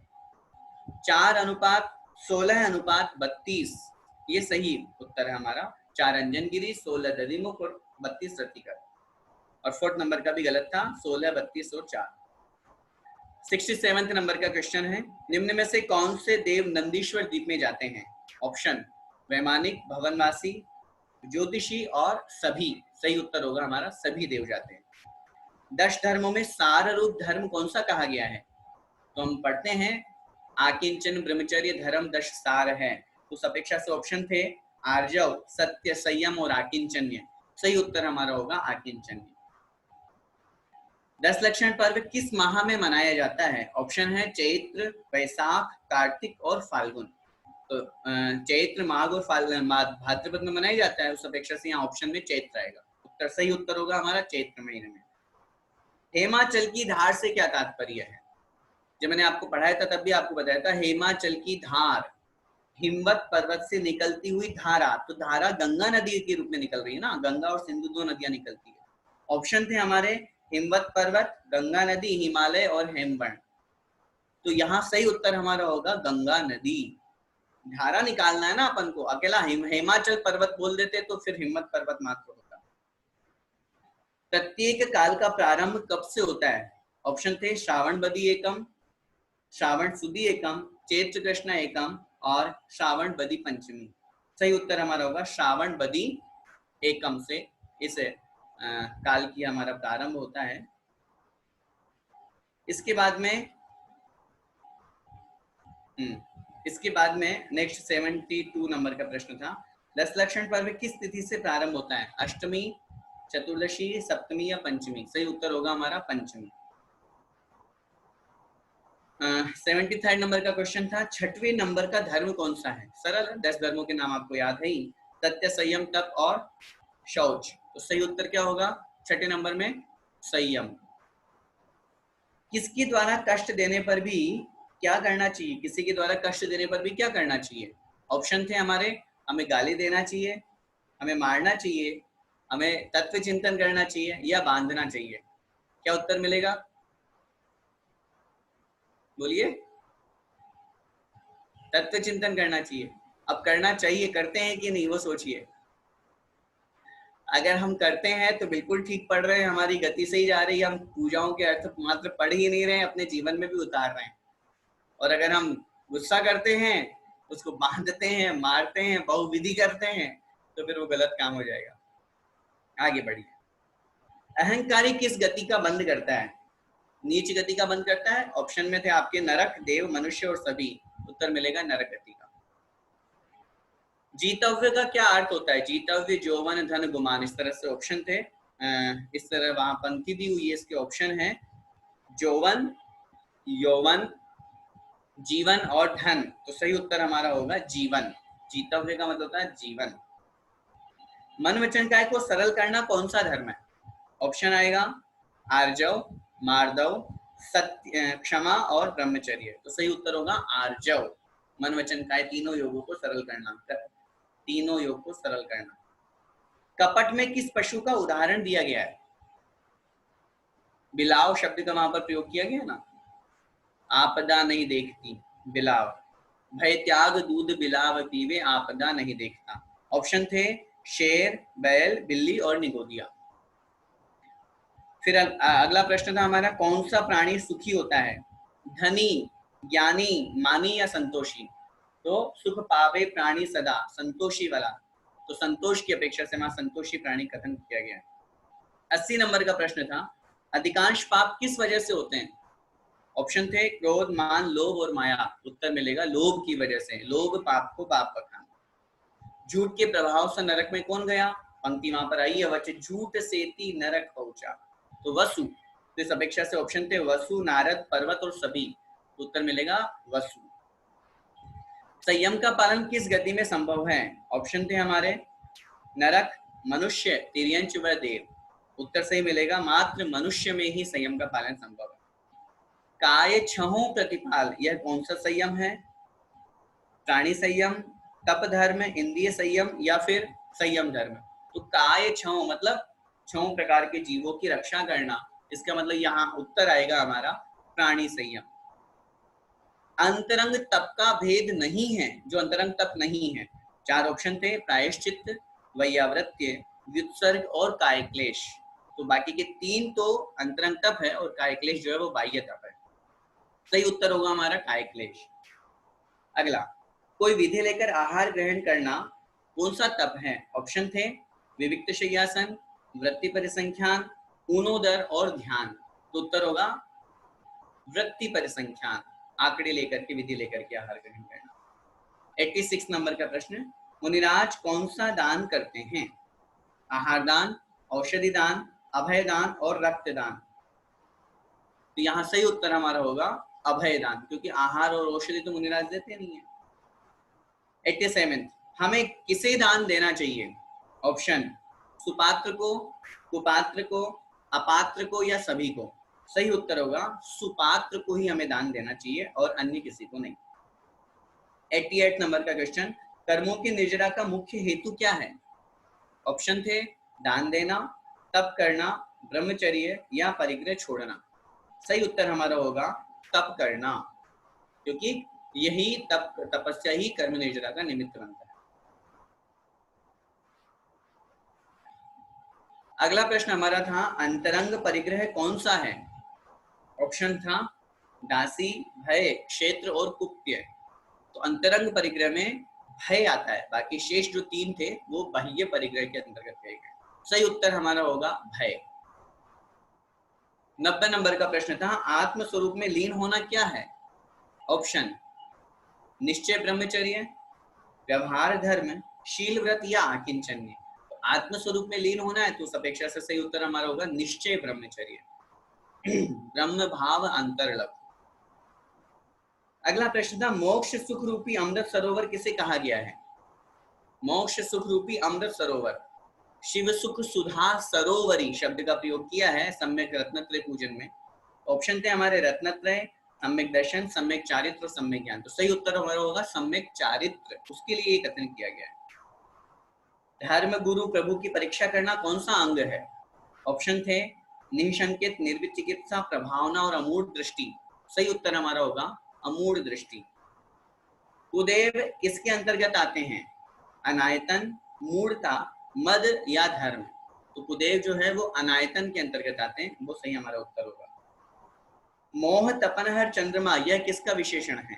सम्यक ज्ञान की पूजा की स्थापना में ये पंक्ति आई है, इसलिए यह जो है विशेषण मोह तपनहर चंद्रमा ये सम्यक ज्ञान का बनेगा। ऑप्शन जो आपका था वो सम्यक दर्शन, सम्यक चारित्र, सम्यक ज्ञान और धर्म था। सही उत्तर हमारा होगा सम्यक ज्ञान। अनिन्नवाचार का क्या अर्थ होता है? विनय पूर्वक स्वाध्याय करना, शब्द का शुद्ध उच्चारण करना, गुरु का नाम नहीं छिपाना और समय पर स्वाध्याय करना। सही उत्तर हमारा होगा गुरु का नाम नहीं छिपाना। निन्नव का मतलब होता है छिपाना और अनिन्नव का मतलब नहीं छिपाना। 96 नंबर का हमारा प्रश्न है, चारित्र पूजा में दावानल के समान किसे कहा गया है? तो वहां पर विषय चाह दव, दव शब्द का प्रयोग दावानल में किया, विषय कषाय है ना। तो ऑप्शन जो थे हमारे यहाँ पर वहां कषाय शब्द का है, विषय का नहीं है। ऑप्शन थे व्यसन, विषय, पाप और कषाय। तो कषाय शब्द का वहां पर कथन किया गया है, तो सही उत्तर हमारा होगा कषाय। सिद्धि यंत्र में कितने स्वर होते हैं? ऑप्शन थे 13, 14, 16 और 15। सही उत्तर होगा 16 स्वर होते हैं। निम्न में से समिति क्या है? क्या नाम है समिति का? अहिंसा, अचौर्य, ऐषणा और मनोगुप्ती। तो सही उत्तर होगा ऐषणा। 99 नंबर का प्रश्न था हमारा, सम्यक से रहित को क्या कहा गया है? जब हम जयमाला पढ़ते हैं तो वहां पर अंध, पंगु और आलसी जुदे जुदे दवलोय शब्द का प्रयोग किया गया है। तो अंधा, पंगु माने लंगड़ा और आलसी माने जो आलस से युक्त है। तो जुदे जुदे तीनों अलग अलग दवलोय जल जाते हैं। और हमने उदाहरण भी दिया था, जंगल में आग लगी है और तीनों फंसे हुए हैं, और तीनों अगर अलग अलग होंगे तो तीनों ही जल जाएंगे, तीनों ही काम के नहीं रहेंगे। और तीनों मिल जाएंगे तो क्या होगा? ये होगा कि रास्ता दिखाने वाला जो होगा वो आलसी आगे जाकर के दिखाएगा रास्ता, और लंगड़ा जो है वो अंधे के ऊपर बैठ जाएगा। तो अंधा दौड़ रहा है और उस तरह से तीनों उस जंगल से बाहर निकल सकते हैं। तो यहाँ पर प्रश्न था कि सम्यक्त्व से रहित को क्या कहा गया है? तो अंध मतलब अंधा व्यक्ति कहा गया है। तो सही उत्तर हमारा होगा अंधा। इसमें कुछ लोग कंफ्यूज हुए थे। ऑप्शन थे जो हमारे अंधा, आलसी, पंगु या तीनों। तो सही उत्तर होगा हमारा अंधा। और अंतिम 100 नंबर का जो प्रश्न था हमारा वो था, वचनों से किसे नहीं कहा जा सकता? प्रश्न थे, ऑप्शन थे धर्म, सम्यक दर्शन, व्यवहार स्वरूप या निश्चय स्वरूप। तो वचनों से जिसे नहीं कहा जा सकता वो निश्चय स्वरूप हमारा कथन होगा, जिसे हम वचन से नहीं कह सकते हैं। इस तरह ये हमारे 100 प्रश्न जो पहला पेपर हमारा ऑनलाइन हुआ उसमें हुए थे। जिन्होंने बहुत अच्छी मेहनत की और बहुत अच्छा रिजल्ट पाया, 100 में से 100 भी यहाँ पर आए थे, और 2 शख्सियत थी जिनके 100 में से 100 थे। 99 भी थे, 98 भी थे। बहुत नंबर आप लोगों ने बहुत अच्छे से अच्छी मार्किंग आप लोगों ने की और अच्छे अंक आप लोगों ने प्राप्त किए। बड़ी खुशी हुई इस बात की जान करके 365 लोगों में से सिर्फ 25 लोग फेल हैं इस पेपर में, बाकी 340 पास है। बाकी 340 के 36 प्लस नंबर है, तो सब पास हैं। और हमने और रेशो लगाया था तो हमने देखा था 75 और उससे अबाव जो मार्क्स हैं वो 200 लोगों के आए हैं 365 में से। 75 और उससे अबाव मार्क्स 200 लोगों के आए। तो अच्छा आप लोगों का परफॉर्मेंस रहा इस फर्स्ट पेपर में। अब है सेकंड पेपर। सेकंड पेपर को समझाने से पहले मैं 2 मिनट आप लोगों से एक बात कहना चाहता हूँ। जब हम लोगों ने ये पेपर अपना डिसाइड किया था और अब सब लोग बहुत मेहनत कर रहे थे, फर्स्ट पेपर भी हमारा हो गया था। फर्स्ट पेपर जब हमारा हुआ था तो मैंने उस समय पहले से अनाउंस कर दिया था कि 50 मार्क्स का ऑनलाइन होगा, 50 मार्क्स का ऑफलाइन वाला पेपर होगा। और उसमें आप सब लोगों ने बहुत अच्छे से बढ़ चढ़कर हिस्सा लिया था और 265-280 लोगों ने उस समय पहला एग्जाम दिया था। उस समय चूंकि वो भी हमारा पहला एक्सपीरियंस था, आप लोगों का भी पहला ही एक्सपीरियंस था कि इस तरह से अपन ऑनलाइन पढ़ रहे हैं और ऑनलाइन एग्जाम का भी कभी हमने सोचा नहीं था। फिर भी आप सब लोगों के सहयोग से वो बहुत अच्छे से हुआ। जब 265 कॉपीज हमारे पास में आई, फिर हमने उनको डाउनलोड किया, डाउनलोड करने के बाद प्रिंट निकाला और सब चीजें करके और उसको चेक किया, तो उसमें थोड़ा सा बहुत एक तरह से मेहनत भी लगी और बहुत विकल्प भी बहुत हुए। आप लोगों ने बहुत अच्छी मेहनत भी की थी। तो इस वजह से हमने यही विचार किया था कि इस बार हम सब लोगों का ऑफलाइन न लेकर के और 90 या 90 से अबाव जिनके मार्क्स आएंगे उन्हीं का हम ऑफलाइन एग्जाम लेंगे। इसका मतलब यह नहीं होता है कि बाकी लोग एग्जाम देने के एबल नहीं है या उनमें क्वालिटी नहीं है या वे योग्यता नहीं रखते हैं या वे अपने आप को फेल मान रहे हैं। मैंने आज से 3 दिन पहले अगर अपन बात करें, अगर हम रिजल्ट अनाउंस होने के बाद में, फर्स्ट पेपर आपका कंप्लीट होने के बाद में अगर मैं आपको कहता कि अब मैं 90 या 90 से ऊपर वालों का ही मात्र ऑफलाइन लूंगा, तो ये मेरा फाल्ट रहता। लेकिन मैंने एग्जाम होने के 1 दिन 2 दिन पहले ही आप लोगों से निवेदन कर दिया था कि जो ऑफलाइन वाला पेपर चेक मैं करूंगा, आप एग्जाम तो सबको देना है, नो डाउट, और इसीलिए मैंने कल भी मैसेज डाला था और उस दिन भी मैंने क्लास में कहा था एग्जाम आप सब दीजिए। फर्क सिर्फ इतना रहेगा कि मेरे पास में इतना समय नहीं मिल पा रहा है मुझे कि मैं आप सब 350 लोगों की कॉपी चेक कर पाऊंगा। मुझे नहीं उस समय भरोसा था कि कितनी कॉपी आएंगी, लेकिन जितनी भी आएंगी उतनी मुझे चेक करनी होती, जैसे मैंने लास्ट टाइम की थी। इसलिए यही सोच करके कि मैं थोड़ा सा अपना वर्डन कम करूंगा, मैंने ये अनाउंस कर दिया था कि 90 या 90 से अधिक अंक वालों को मैं ऑफलाइन का मौका दूंगा। पेपर सबको देना है, लेकिन जो मेरे पास सबमिट करेंगे कॉपीज, उसमें इतने ही जो महानुभाव होंगे वो ही मेरे पास में अपनी कॉपी भेजेंगे। लेकिन मुझे इस बात की बड़ी थोड़ी सी तकलीफ हुई और लोगों को भी हुई, और होता भी है, एक ह्यूमन नेचुरल होता है कि अगर मेरे 90 नंबर आते हैं और मेरे अगर 89 रह जाते हैं, अगर अब मेरा ऑप्शन आता है कहीं पे भी कि 90 वालों को आप ले रहे हैं और मेरा 89 है, तो मेरे मन में ऑब्वियसली आएगा कि भैया जी प्लीज मेरी भी कॉपी ले लीजिए। ऐसे बहुत से लोग रहे, 85 वालों के भी भाव थे, 83 वालों के भी भाव थे, 80 वालों के भी भाव थे, आप लोगों के सबके भाव थे कि भैया जी हमारी कॉपी चेक करें। लेकिन मैं अपनी असमर्थता बताते हुए आप लोगों से यही निवेदन कर रहा था कि चूंकि मैं इतना अभी समय नहीं निकाल पाऊंगा कि आप लोगों के सबकी कॉपी में चेक कर पाऊं, इसलिए मैंने ये रास्ता ढूंढा था। फिर भी उसमें भी लोगों को थोड़ा सा तकलीफ हुई, उसके लिए मैं बहुत आप लोगों से हाथ जोड़ के माफी मांगता हूँ। उसका कारण ये है कि अगर मैं 80 नंबर कर देता तो 79 वाले को प्रॉब्लम होती, अगर मैं 75 कर देता तो 74 वाले को प्रॉब्लम होती। तो कहीं ना कहीं हमें एक स्थिति तक तो पहुंचना ही था ना।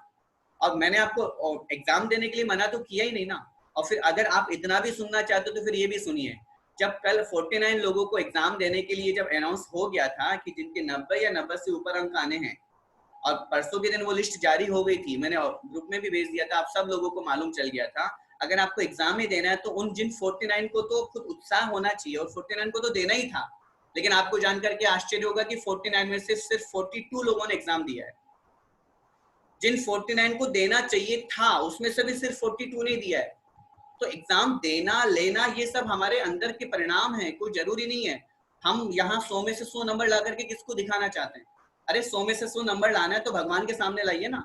जब पूजाओं का अर्थ हमने शुरू किया था उस समय हमने आपसे निवेदन किया था, एक थाली से दूसरी थाली में द्रव्य चढ़ाना 5 नंबर और बाकी के 95% हमारे भावों के लगने चाहिए, लगते हैं। अगर हमें 100 में से 100 नंबर चाहिए हैं तो इस तरह के एग्जाम में अगर हम 100 में से 100 ले आएंगे, 90 ले आएंगे, 95 ले आएंगे तो क्या हो जाएगा? कुछ नहीं होगा। फर्स्ट सेकंड थर्ड में नाम आ जाएगा, थोड़ा सा दुनिया में प्रशंसा हो जाएगी, और इससे ज्यादा क्या होगा? लेकिन जहां भगवान की भक्ति में 100 में से 100 लाएंगे, भगवान की भक्ति में 100 में से 95 लाएंगे, भगवान की भक्ति में 90 लाएंगे, 85 लाएंगे, 80 लाएंगे, तो वहां हमारे कर्मों की नजर होगी, वहां हमारे पुण्य बंद होगा। बाकी इन सब चीजों में कुछ नहीं रखा। इसलिए मुझे थोड़ा सा इस बात का आप लोगों के पास में निवेदन करना था कि आप सभी लोगों को कोई विकल्प नहीं करना चाहिए। अभी मैं सेकंड क्वेश्चन जो पेपर हुआ हमारा उसके आंसर में आपको बता रहा हूँ, आप अपनी कॉपी में उसको चेक कीजिए, निर्विकल्प रहिए। ये अपन एक व्यवस्था बना रखे हैं, सबके सहयोग से मिलकर के अपन को काम करना है। इसीलिए मैंने आप लोगों से ऐसा कहा, जिन लोगों को तकलीफ हुई पुनः मैं उनसे उत्तम क्षमा बोलते हुए और ये भाव मन में रखूंगा कि आप लोग पढ़ रहे हैं, आप लोगों को सिर्फ इसलिए नहीं पढ़ना कि हमें एग्जाम देना है, ये तो अपन एक व्यवस्था बना दिया। अगर एग्जाम नहीं लेते तो क्या होता? और अगर उसमें भी कोई एक रूल बना दिया गया तो रूल गलत क्या होता है? जब रूल, हाँ अगर मैं आपको बाद में बताता तो हो सकता था कि आपके मन में तकलीफ होती कि भैया जी मेरा नाम देख करके, और मेरा किसी से कोई राग द्वेष नहीं है।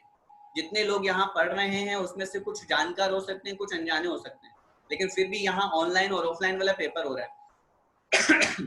ऑनलाइन पेपर के मार्क्स तो आपके खुद के आपके सामने है, उसमें मैं क्या कर सकता हूँ। और ऑफलाइन की भी कॉपी अगर किसी के मन में तकलीफ हो कि भैया जी हमारे मार्क्स कम आए हैं, पिछले बार वाले भी आप देख सकते हो, इस बार वाले भी आप। अब जब मैं रिजल्ट का अनाउंस करूंगा, आपको लगे कि भैया जी हमारी कॉपी में आपने नंबर कैसे काटे, तो आप बिल्कुल निशंकित होकर के मुझे फोन कर सकते हैं, बिल्कुल बेहिचक, कि भैया जी हमारे इतने नंबर थे और इतने नंबर क्यों आपने वापस काट दिए। लेकिन इस बात का भी ध्यान रखना, जो काटे हैं वो बिल्कुल सही कटे हैं नंबर आपके, और अगर आपको लगता है कि नहीं गलत काटे हैं तो फिर आप फोन कीजिए, मैं उसको ठीक कर दूंगा, मुझे क्या आपत्ति है। अगर आपको डाउट है तो मुझे बताने में क्या आपत्ति है। लेकिन जब आंसर में भी आपको यहाँ बता रहा हूँ तो आपको खुद समझ आना चाहिए कि मेरे आंसर, मेरे नंबर कहाँ कटे हैं, वही भाव आपको रखना चाहिए है। और ये बात थोड़ा सा ध्यान में रख करके, और सभी लोगों से मेरा यही निवेदन है कि दूसरा जो प्रश्न पत्र था हमारा, वो दूसरे प्रश्न पत्र में पहला जो प्रश्न था वो था निम्नलिखित प्रश्नों के उत्तर संक्षेप में दीजिए। 10 प्रश्न इसमें थे और 2-2 नंबर के ये प्रश्न थे। 20 नंबर का ये पहला प्रश्न था। पहला प्रश्न था वर्गा पूरित दिग्गतांबुज दलम। वर्गा पूरित दिग्गतांबुज दलम, इसको समझाना था। सिद्ध भगवान की पूजा से लिया गया है। संधि विच्छेद करेंगे, वर्ग आपूरित, वर्गों से जो आपूरित मतलब चारों तरफ घिरा हुआ है। दिग्गत अंबुज दलम, दिग्गत मतलब दिशाओं को प्राप्त, अंबुज दलम अर्थात कमल के पत्ते। जिस रम बीजाक्षर के 8 दिशाओं में कमल के पत्ते हैं और उन पर बीजाक्षर लिखे हुए हैं, वह कहलाता है रम बीजाक्षर। ये जिन्होंने लिखा है उनको 2 में से 2 मिले हैं, जिन्होंने थोड़ा कम लिखा है उनको 1.5 मिले हैं, जिन्होंने इससे भी कम लिखा है उनको 1 नंबर मिला है। अच्छी तरह से अभी आपको, आप लोगों को जिन्होंने रिजल्ट दिया है, जिन्होंने अपनी कॉपी जमा कराई है, उन लोगों को भी अपने नंबर खुद अपने आप को भी दे लेना चाहिए, और जिन लोगों ने नहीं दिया है वो भी अपनी अपनी कॉपी में नंबर लिखते जाइए कि आपको अपने नंबर खुद देना है। ये समझ लीजिए कि भैया जी तो चेक कर रहे हैं, अरे उत्तर मैं बता रहा हूं और मैं आपको कह रहा हूं सही लिखा, लिखो अपने उसके आगे 2 नंबर लिखिए अपनी कॉपी में। आपकी कॉपी में ही चेक कर रहा हूं, चिंता क्यों कर रहे हो? आप ऐसा क्यों सोच रहे हो कि हमारी कॉपी भैया जी ने नहीं ली?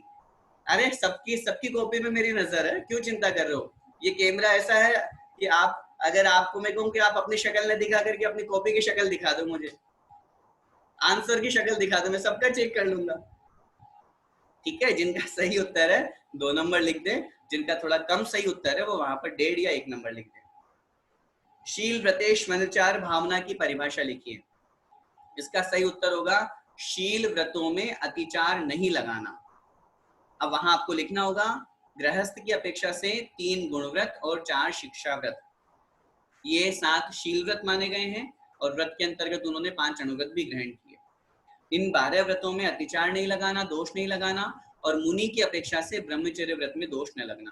ये जितने पूरा उत्तर लिखा है उनको मिले हैं 2 नंबर, जिन्होंने कम लिखा है उसको मिले हैं 1.5 या 1 नंबर। तीसरा प्रश्न था हमारा शक्ति तप भावना का स्वरूप लिखकर बताइए कि इससे क्या लाभ है। शक्ति के अनुसार तपस्या करना, इच्छाओं को रोकने का नाम शक्ति तप भावना है, और इससे जो लाभ है सबसे महत्वपूर्ण, इससे कर्मों की निर्जरा होती है, कर्मों का नाश होता है। यह जो तप धर्म है ये कर्म रूपी पर्वतों के लिए वज्र के समान कहा गया है। और 3 लाभ जिन्होंने लिखे हैं वो भी मैंने स्वीकार किए हैं। जो 3 लाभ मैंने आपको बताए थे तप करने से, उपवास करने से, वैसे वो जो प्रसंग था वो उपवास में था, इसलिए यहाँ पर नहीं लेना चाहिए था, फिर भी जिन्होंने लिख दिया मैंने उसको स्वीकार कर लिया है।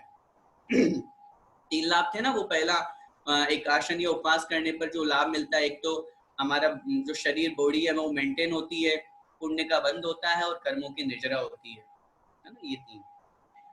4th नंबर का क्वेश्चन था हमारा सुदर्शन मेरु में कितने वन, कितने जिनालय और कितनी जिन प्रतिमाएं हैं। तो कितने वन है सुदर्शन मेरु में? 4 वन, भद्रशाल, नंदन, सोमनस और पांडु। और जिनालय कितने? 16 है। और अकेला हम सिर्फ उसकी अपेक्षा से गुणा कर रहे हैं, तो 16 गुणा 108 करेंगे तो हमारा होगा 1728, 1728। ये जिन्होंने लिखा है उनका सही उत्तर है। इन्हीं ने इसमें 2-3 लोगों ने अभी तक जो जितनी कॉपियां चेक हुई है हमारे पास में, उसमें 2-3 लोगों के गलत थे, तो उसको आप ठीक कर लीजिएगा। मतलब ठीक क्या करेंगे, उसको ठीक भी कर लीजिए और नंबर भी वैसे दे दीजिए। जिनका नंबर, जिन्होंने प्रतिमाओं की संख्या गलत लिखी उनको 1 नंबर मिला है 2 में से। अपने अपने नंबर, अभी मैं पूछूंगा आप लोगों से आपके कितने नंबर आए, आपको अपनी कॉपी में नंबर मार्किंग करनी है, मैं ही चेक कर रहा हूँ आपकी कॉपी। 10 धर्मों के नाम लिखिए। 10 धर्मों के नाम सरल है, वैसे क्रमशः आपको लिखना चाहिए था, फिर भी जिन्होंने थोड़ा अक्रम भी लगा दिया तो भी हमने उसको स्वीकार कर लिया। वैसे क्रम लगाइए, क्षमा, मार्दव, आर्जव, शौच, सत्य, संयम, तप, त्याग, आकिंचन्य और ब्रह्मचर्य। अगर किन्हीं ने सत्य पहले और शौच बाद में लिखा है तो भी ठीक लगा, कोई आपत्ति नहीं। 6 नंबर का प्रश्न था, हमें कम से कम कितना ब्रह्मचर्य का पालन तो करना ही चाहिए। इसमें 2-3 लोगों ने और ज्यादा ही लोगों ने कर दिया होगा, उन्होंने शील की 9 बाड़ों में से 3-4 बाड़े लिख दी। हमें अश्लील फोटो चित्र आदि नहीं देखना चाहिए, हमें बहुत अधिक गरिष्ठ भोजन नहीं करना चाहिए। हम उस अपेक्षा से प्रश्न नहीं कर रहे हैं। हमने आपको उस समय बताया था कम से कम अष्टमी, चतुर्दशी, तीनों अष्टानिका और तीनों 10 लक्षण, इसमें तो हमें ब्रह्मचर्य व्रत का पालन करना ही चाहिए। साथ में ही अगर हम किसी धर्म क्षेत्र पर, तीर्थ क्षेत्र पर जाते हैं, ये वाली पंक्ति मैंने उस समय नहीं बोली थी लेकिन अब और ऐड कर लीजिएगा, अगर किसी हम धर्म क्षेत्र या तीर्थ क्षेत्र पे जाते हैं तो वहां पर भी हमें ब्रह्मचर्य व्रत का पालन करना चाहिए। इतना तो हमारे जीवन में संस्कार होना ही चाहिए। और आप लोगों से मेरा यही निवेदन है, जितने भी महानुभाव सब क्लास में हैं, कि आप लोगों को भी कम से कम इतना तो ब्रह्मचर्य व्रत का पालन करना ही चाहिए, नियम बना लेना चाहिए। इतना तो नियम लेना ही चाहिए हमको कि हम इतना तो ध्यान रखेंगे। साथ में ही अभी जैसा कि प्रसंग भी आया तो संभवतः है आपको सूचना दे दी जाएगी कि आपको नियम के लिए कब यहाँ से लिखवाए जाएंगे। आपको यहाँ से एक नियम की डायरी बनवा दी जाएगी और उसमें आप अपने नियम नोट करेंगे, ताकि आप जीवन भर के लिए हमारा वो नियम की डायरी सुरक्षित रहेगी और हमारे जीवन की बहुत बड़ी उपलब्धि होगी। हम लोग नियम नहीं लेते हैं, हम लोग नहीं ग्रहण करते हैं, नहीं खाते हैं, नहीं पाप करते हैं, लेकिन तो भी नियम नहीं होता हमारा, तो न उसमें पुण्य लगता है और न कर्मों की निजरा होती है और पाप लगता रहता है। तो अगर हम नियम ले लेंगे तो उससे हमारा काम भी पक्का हो जाएगा और हमें ये ध्यान रहेगा। और साथ में उस नियम के आगे ये भी लिखेंगे हमने ये नियम कब लिया, कितने समय के लिए लिया, तो उसके रिन्यूअल होने के पहले ही उसको हम वापस, एंड होने के पहले उसको वापस रिन्यूअल कर लेंगे कि हाँ भैया 1 साल तक पालन कर लिया, अब इसको वापस 1 साल और बढ़ा लो, 2 साल और बढ़ा लो। और डायरी बनने से क्या होता है, हमारे जीवन का बहुत बड़ी, सच्ची कह रहा हूँ, हमारे जीवन की सबसे बड़ी पूंजी, खाता बही जो है वो नियम की डायरी है। आप रुपए पैसे किसके लेन देन किए वो सब लिखे हुए हो आप लोग, इसके इतने लेने, इसके इतने देने, वो तो भाड़ में जाने दो, उसकी जरूरत नहीं है, वो तो चले जाएंगे तो चले जाएंगे। लेकिन नियम की डायरी अगर हमारी बन गई कि नहीं हमें नियम इतने लेने हैं, इतने लिए, ये आजीवन वाले नियम हैं, ये हमारे छोटे छोटे नियम हैं जो हमारे प्रतिदिन आने काम में आने वाले नियम हैं, या इनको में इस तरह से नियम, तो वो आपके जीवन की एक बहुत बड़ी संपत्ति है, वही आपके साथ में जाने वाली है। धन संपत्ति की डायरी हमारे साथ नहीं जाएगी, नियम की डायरी, नियम जो हमारे लिए हुए, जो संस्कार हैं हमारे, वही हमारे साथ में जाएंगे। आज क्यों होता है हमारे साथ में कि हम अगर किसी जैन परिवार में पैदा हुए, आज एक छोटा सा उदाहरण मैं दूं, मुझे याद नहीं है कि मैंने कभी आलू खाया, और मैं कभी कभी जब इस विषय पर सोचता हूँ तो मेरे मन में ये भाव आता है कि जरूर मैंने पिछले जन्म में आलू का त्याग किया होगा, जिससे मुझे ऐसा परिवार मिला, ऐसा घर मिला कि जहाँ इस भाव में भी आलू खाने का भाव ही नहीं आया, प्रसंग ही नहीं मिला, निमित्त उपस्थित नहीं हुआ।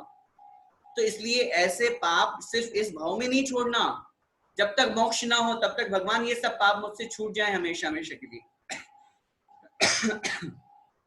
इसलिए ऐसी भावना रख करके अपन को नियम जरूर लेना है, नियम की डायरी सबको जरूर बनानी है, और उस नियम की डायरी में सबको मैं जरूर लिखवाऊंगा कि हमें किस किस का कैसे त्याग करना है। तो ये नियम हमारा वहां पर 10 लक्षण पर्व की अपेक्षा से, ब्रह्मचर्य व्रत की अपेक्षा से। सम्यक चारित्र के कितने भेद होते हैं, नाम लिखिए। सम्यक चारित्र के मुख्य रूप से 2 भेद होते हैं, निश्चय सम्यक चारित्र और व्यवहार सम्यक चारित्र। व्यवहार सम्यक चारित्र के 13 भेद होते हैं।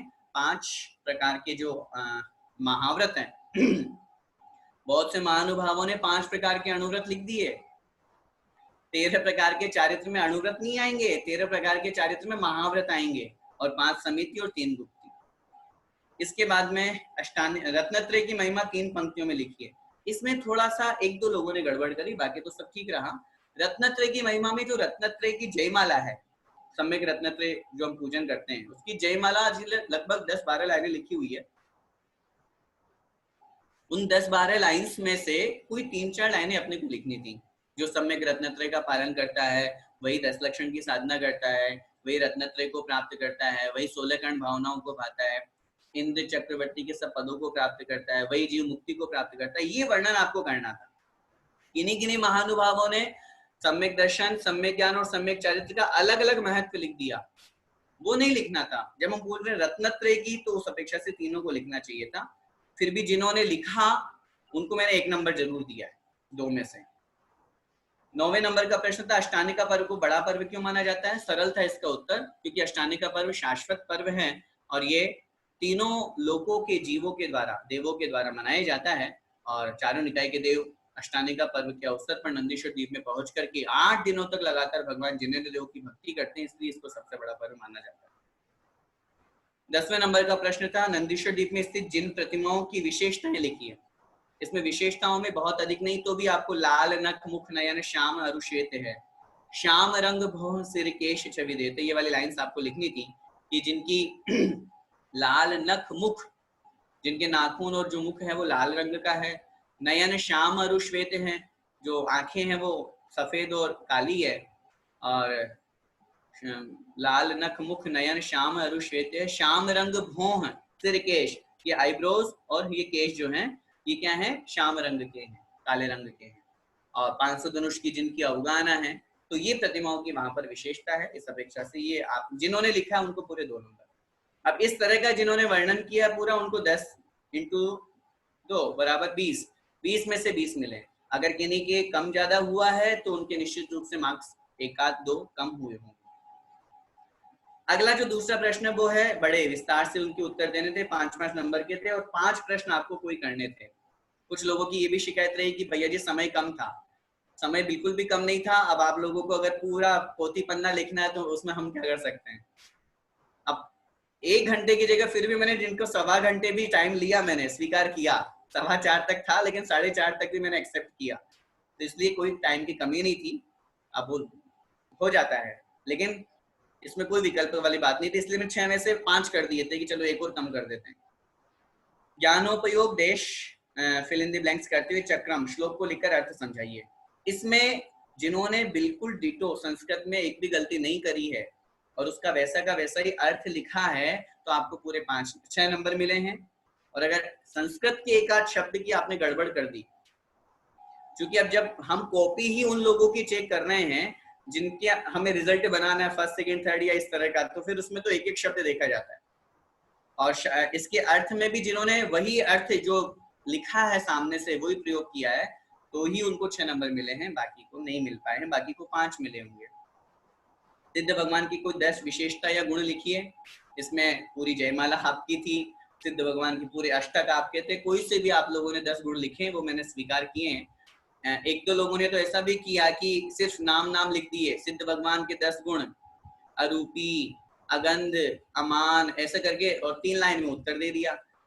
तो उस अपेक्षा से थोड़ा सा समझाना हमारा कर्तव्य बनता है, तो उसको मैंने 1 नंबर कम किया है उस अपेक्षा से, तो वो वहां पर देख। 2.5 द्वीप का चित्र बनाकर उसमें द्वीप समुद्र का नाम लिखकर 5 मेरु दर्शाइए। इसमें 2-3 लोगों की तो गड़बड़ हो गई, बाकी के तो सबके अच्छा था। बीच का जम्बू द्वीप नाम भी दर्शाने के लिए मैंने कहा है, तो इस अपेक्षा से बीच का जम्बू द्वीप और डॉट लगा करके एरो का निशान बना के लिखते वहां पर सुमेरु पर्वत। फिर 2nd नंबर बनाते लवण समुद्र, उसमें थोड़ा सा पानी भर देते, डॉट करके, कॉपी में पानी नहीं भरना था, वहां लिखते लवण समुद्र। 1-2 महानुभावों तो लवण समुद्र में विजय पर्वत बना दिया। 2.5 द्वीप में 3 लाइनें 3 गोले बनाए, और पहले गोले में सुमेरु, दूसरे गोले में विजय अचल और तीसरे में मंदर वाली। हमने कहा भले आदमी आपने 2 समुद्र कहाँ छोड़ दिए। जब 2.5 द्वीप का नक्शा हमको बनाना है तो हमको बीच के 2 समुद्र भी तो बनाने पड़ेंगे, तब तो 2.5 द्वीप बनेगा। तो पहला जम्बू द्वीप, उसके बीचों बीच में सुमेरु पर्वत, फिर लवण समुद्र, वहां पानी भरना कुछ भी नहीं है। फिर धात के खंड द्वीप, तो राइट में बनाना विजय और लेफ्ट में बनाना मंदर। ऐसी गलती 2-3 लोगों ने कर दी।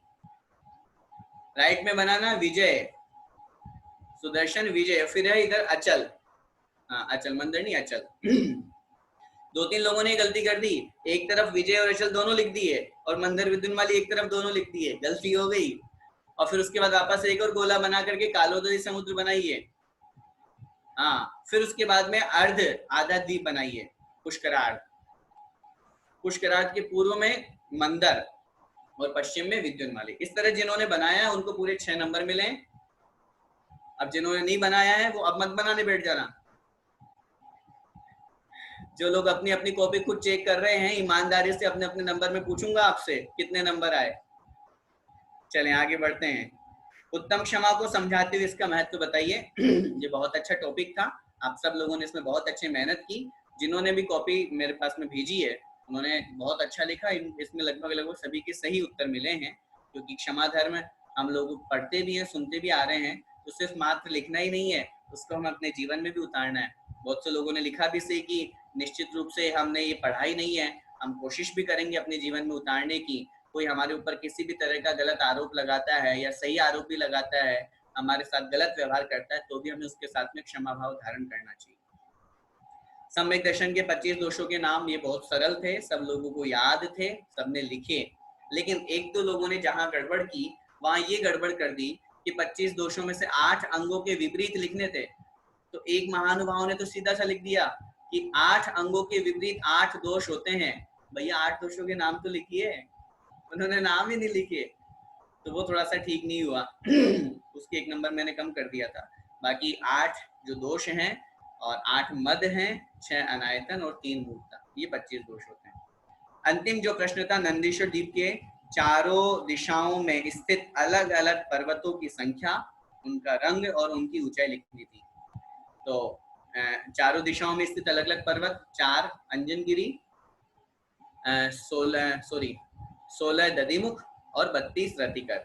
तो 4 अंजनगिरी की जो ऊंचाई थी वो कितनी थी? 84 लाख कि 84,000? एक दो लोगों ने 84 लाख लिखी है। हम ये सोच रहे थे तो सुमेरु पर्वत से भी ऊपर चढ़ गए। सुमेरु पर्वत ही 1 लाख योजन का है। मध्य लोक की पूरा 1 लाख योजन ऊंचाई का है। आप अगर 84 लाख बनाएंगे तो कहाँ लेके जाओगे उसको? 84,000 है, उसको ठीक कर ले। और जो है दधिमुख पर्वत उनकी 10,000 है और रतिकर की 1,000 है। किसी ने रतिकर की भी 10,000 लिख दी, उनका भी गलत हो गया है, उनके भी 1-2 नंबर कटे हैं। रंग की अपेक्षा सबका सही है। अंजनगिरी काले रंग का, दधिमुख पर्वत सफेद रंग का और रतिकर जो है लाल रंग। इस तरह आपका ये सेकंड जो प्रश्न पत्र था ये पूरा हुआ। अब बताओ, मैंने तो आपको 20 मिनट में हल कर दिया, आपको तो 1 घंटा भी कम पड़ गया था। कोई बात नहीं, ये मैंने सिर्फ बोला है, लिखने में समय लगता है। मैं यही निवेदन आप सभी लोगों से करूंगा, सब लोगों ने इस आंसर को सुना है, अपनी अपनी कॉपी में आप अपने अपने मार्क्स देखिए और उस मार्क्स को और अपने जो पहले फर्स्ट पेपर में जो नंबर आए उसको दोनों को मिलाइए। अब अगर दोनों को मिलाइए और दोनों को मिला करके अपने आप मार्क निकाल लीजिए कि आपको 150 में से कितने नंबर मिले। ठीक है, तो इस तरह से हमारा यह आज का जो सेशन था, आज की जो क्लास थी वो इसी के नाम अपन ने की है। और यही सोच करके कि आप लोगों ने जो बड़ी मेहनत की, सब लोगों ने बहुत मेहनत की, नो डाउट। बहुत से लोगों ने कहा कि भैया जी हमारा तो दिन रात यही काम चल रहा था। हमारे घर वाले भी, सब बच्चे भी कह रहे थे मम्मा आप पढ़ो, आपका तो एग्जाम है ना। हमारे श्रीमान जी भी हमें कोई काम नहीं करवा रहे थे, नहीं तुम पढ़ो आराम से, अच्छा है तुम एग्जाम दो। तो सब लोगों ने बहुत अच्छी मेहनत की और मेहनत का परिणाम आपके स्वयं के हाथ में, मेरे हाथ में नहीं है, आपके स्वयं के हाथ में है। आपको कितने नंबर मिले, अगर अपने को कम नंबर मिले तो होपलेस होने की कोई जरूरत नहीं है, अपन को और आगे बढ़ना है। ये एक निमित्त होता है, परीक्षा के माध्यम से हमको याद हो जाता है, बाकी परीक्षा का और कोई बहाना नहीं है। आप लोग क्लास अटेंड कर रहे हैं, धर्म को समझ रहे हैं, पूजाओं के अर्थ को समझ रहे हैं और सबसे बड़ी बात है अपने जीवन में उतार रहे हैं। हम जब डेली पूजा कर रहे हैं तो वो अर्थ हमारे माइंड में घूम रहा है। इतने लोगों की कॉल्स और मैसेजेस है कि भैया जी सुबह जब हम पूजा करते हैं तो आपकी आवाज कानों में गूंजती रहती है कि हाँ देखो इसका अर्थ भैया जी ने ये बताया है, ये बताया है। तो ये सबसे बड़ी उपलब्धि है।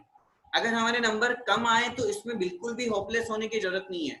क्या फर्क पड़ता है, हम भगवान हमको जान रहे हैं, भगवान हमारी परिणामों को पहचान रहे हैं, हमें तो बस भगवान की भक्ति और पूजा जो हम सीख रहे हैं उसके निमित्त को स्वीकार करना है। तो इसलिए वहां हमें नंबर ज्यादा लाना है। कहाँ पे? भगवान की पूजन में जो हम डेली करते हैं। यहाँ तो अगर कम आए तो भी चल जाएगा, और अगर कोई ऐसे हो कि यहाँ तो आए 50 और ऐसे भी हो सकते हैं जो यहाँ तो आए 50 और वहां भगवान की भक्ति में 100 ले आते हो। हाँ, और यहाँ आए किसी के 100, 150 और वहां भगवान की भक्ति में मन ही नहीं लगता, पूजा ही नहीं करते, ऐसा भी नहीं। तो इसलिए मेरा आप लोगों से यही निवेदन था। आप सभी लोगों ने बहुत अच्छी तरह से पेपर दिया, इसलिए आपको पुनः बहुत बहुत सारी शुभकामनाएं। और बहुत सारी बधाइयाँ। जल्दी ही आप लोगों के बीच में रिजल्ट का अनाउंस होगा, कुछ समय 2-4 दिन का लगेगा, आप लोगों तक वो मैसेज पहुंच जाएगा कि कब आप लोगों के बीच में रिजल्ट का अनाउंस होगा। आइए, बस आज के लिए इतना ही। बोले पंच परमेष्ठी भगवान की जय। 2-5 मिनट आप लोगों के प्रश्न उत्तर ले लेते हैं। प्रश्न उत्तर अगर इसी से संबंधित हो या और कुछ भी हो, अगर आप लोग मुझे अलाउ करें तो मैं एक एक को या 2-4 को बीच बीच में से पूछ सकता हूँ क्या कि आपके नंबर बताइए। रेणु जी जैन। जय जिनेंद्र भैया जी। जी बोलिए। तो आपने सम्यक चारित्र के 2 वेद बताए थे, तो उसमें मैंने तो निश्चित सम्यक चारित्र और व्यवहार सम्यक चारित्र खाली लिखा है। ठीक है, तो उसमें क्या मार्क्स मिलेंगे मेरे को? उसमें भी आपको मार्क्स 1 नंबर ही मिलेगा, क्योंकि आपको व्यवहार के 13 भेद भी लिखना चाहिए था ना। वो नहीं लिखी मैंने वो। कोई बात नहीं। कितने नंबर मिले आपको? पेपर तो आपके पास है मेरा वैसे। नहीं, अभी कितने मिले? मेरे हिसाब से 38। 38, चलो ठीक है। तो मैंने एक गलती की, वो दधिमुख पर्वत वाला जो ऊंचाई था ना, सारे पर्वत की जो ऊंचाई पूछे थे, आपने कितनी लिख दी दधिमुख की? स्क्रीनशॉट लेके फोटो दूसरे फोन में फोटो खींच, वो ऊंचाई वाला पार्ट कट गया था मेरा, बाद में मेरे को रोना आया, सब कुछ आते हुए मेरा रह गया वो। चलिए कोई बात नहीं, हो जाता है। चंदा जी जैन। तो नहीं लिखी बस। चंदा जी जैन।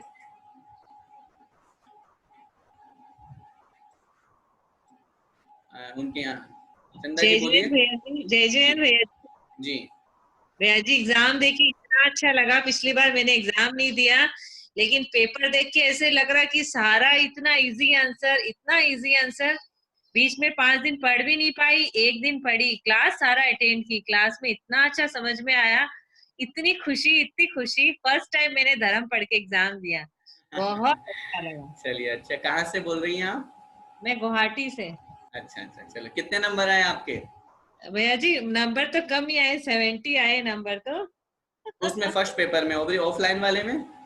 ऑफलाइन वाला वो नहीं दी मैं, लिखने वाला नहीं दी थी जो वो था, नहीं दिए थे। उसमें 70 आए मेरे। चलिए ठीक, कोई बात नहीं, अच्छा है। ममता जी जैन।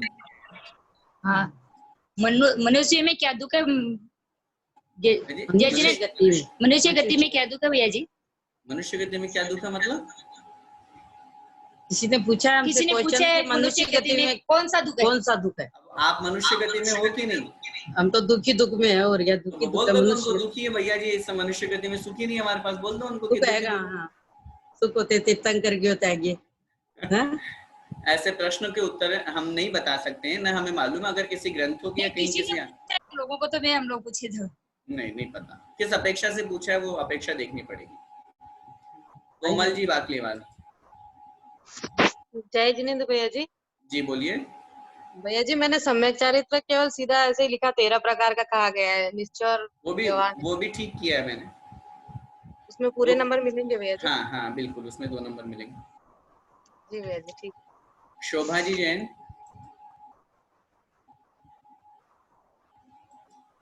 शोभा जी जैन, उनका नहीं हो पा रहा है। बीना जी, इनका भी नहीं हो रहा। आप लोग उधर से टच कर देते, इस वजह से नहीं हो पाता कभी। नरेश जी जैन। जय जिनेंद्र भैया जी। जय जिनेंद्र। 1 मिनट बीना जी रुकिए, नरेश जी बोलिए। ठीक। मेरा एक प्रश्न है, थोड़ा सा तेज बोलिए। प्रश्न है जी, बोलिए। हेलो जी हाँ, आवाज आ रही है।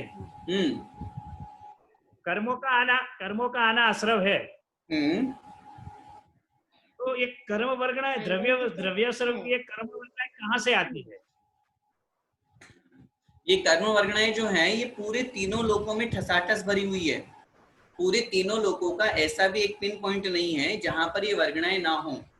हमारे चारों तरफ, हमारे शरीर के अंदर, हमारे शरीर के ऊपर, यहाँ वहां सब जगह, टोटल सब जगह कर्म वर्गणाएं भरी हुई है। इवन सिद्धालय में भी है। फर्क सिर्फ इतना है क्योंकि सिद्ध भगवान कोई भाव कर्म नहीं करते, राग द्वेष नहीं करते, मन वचन काय रूप योग नहीं है, इसलिए वहां पर उनके आश्रम नहीं है। बाकी उनके अलावा सब जीव, जितने वहां निगोदीय जीव भी तो रहते ही हैं, सूक्ष्म निगोदीय जीव तो सब जगह भरे हुए हैं, तो वहां पर वो रहने वाले निगोदीय जीवों के वो कर्म वर्गणाएं आकर के आत्मा में प्रवेश करती है।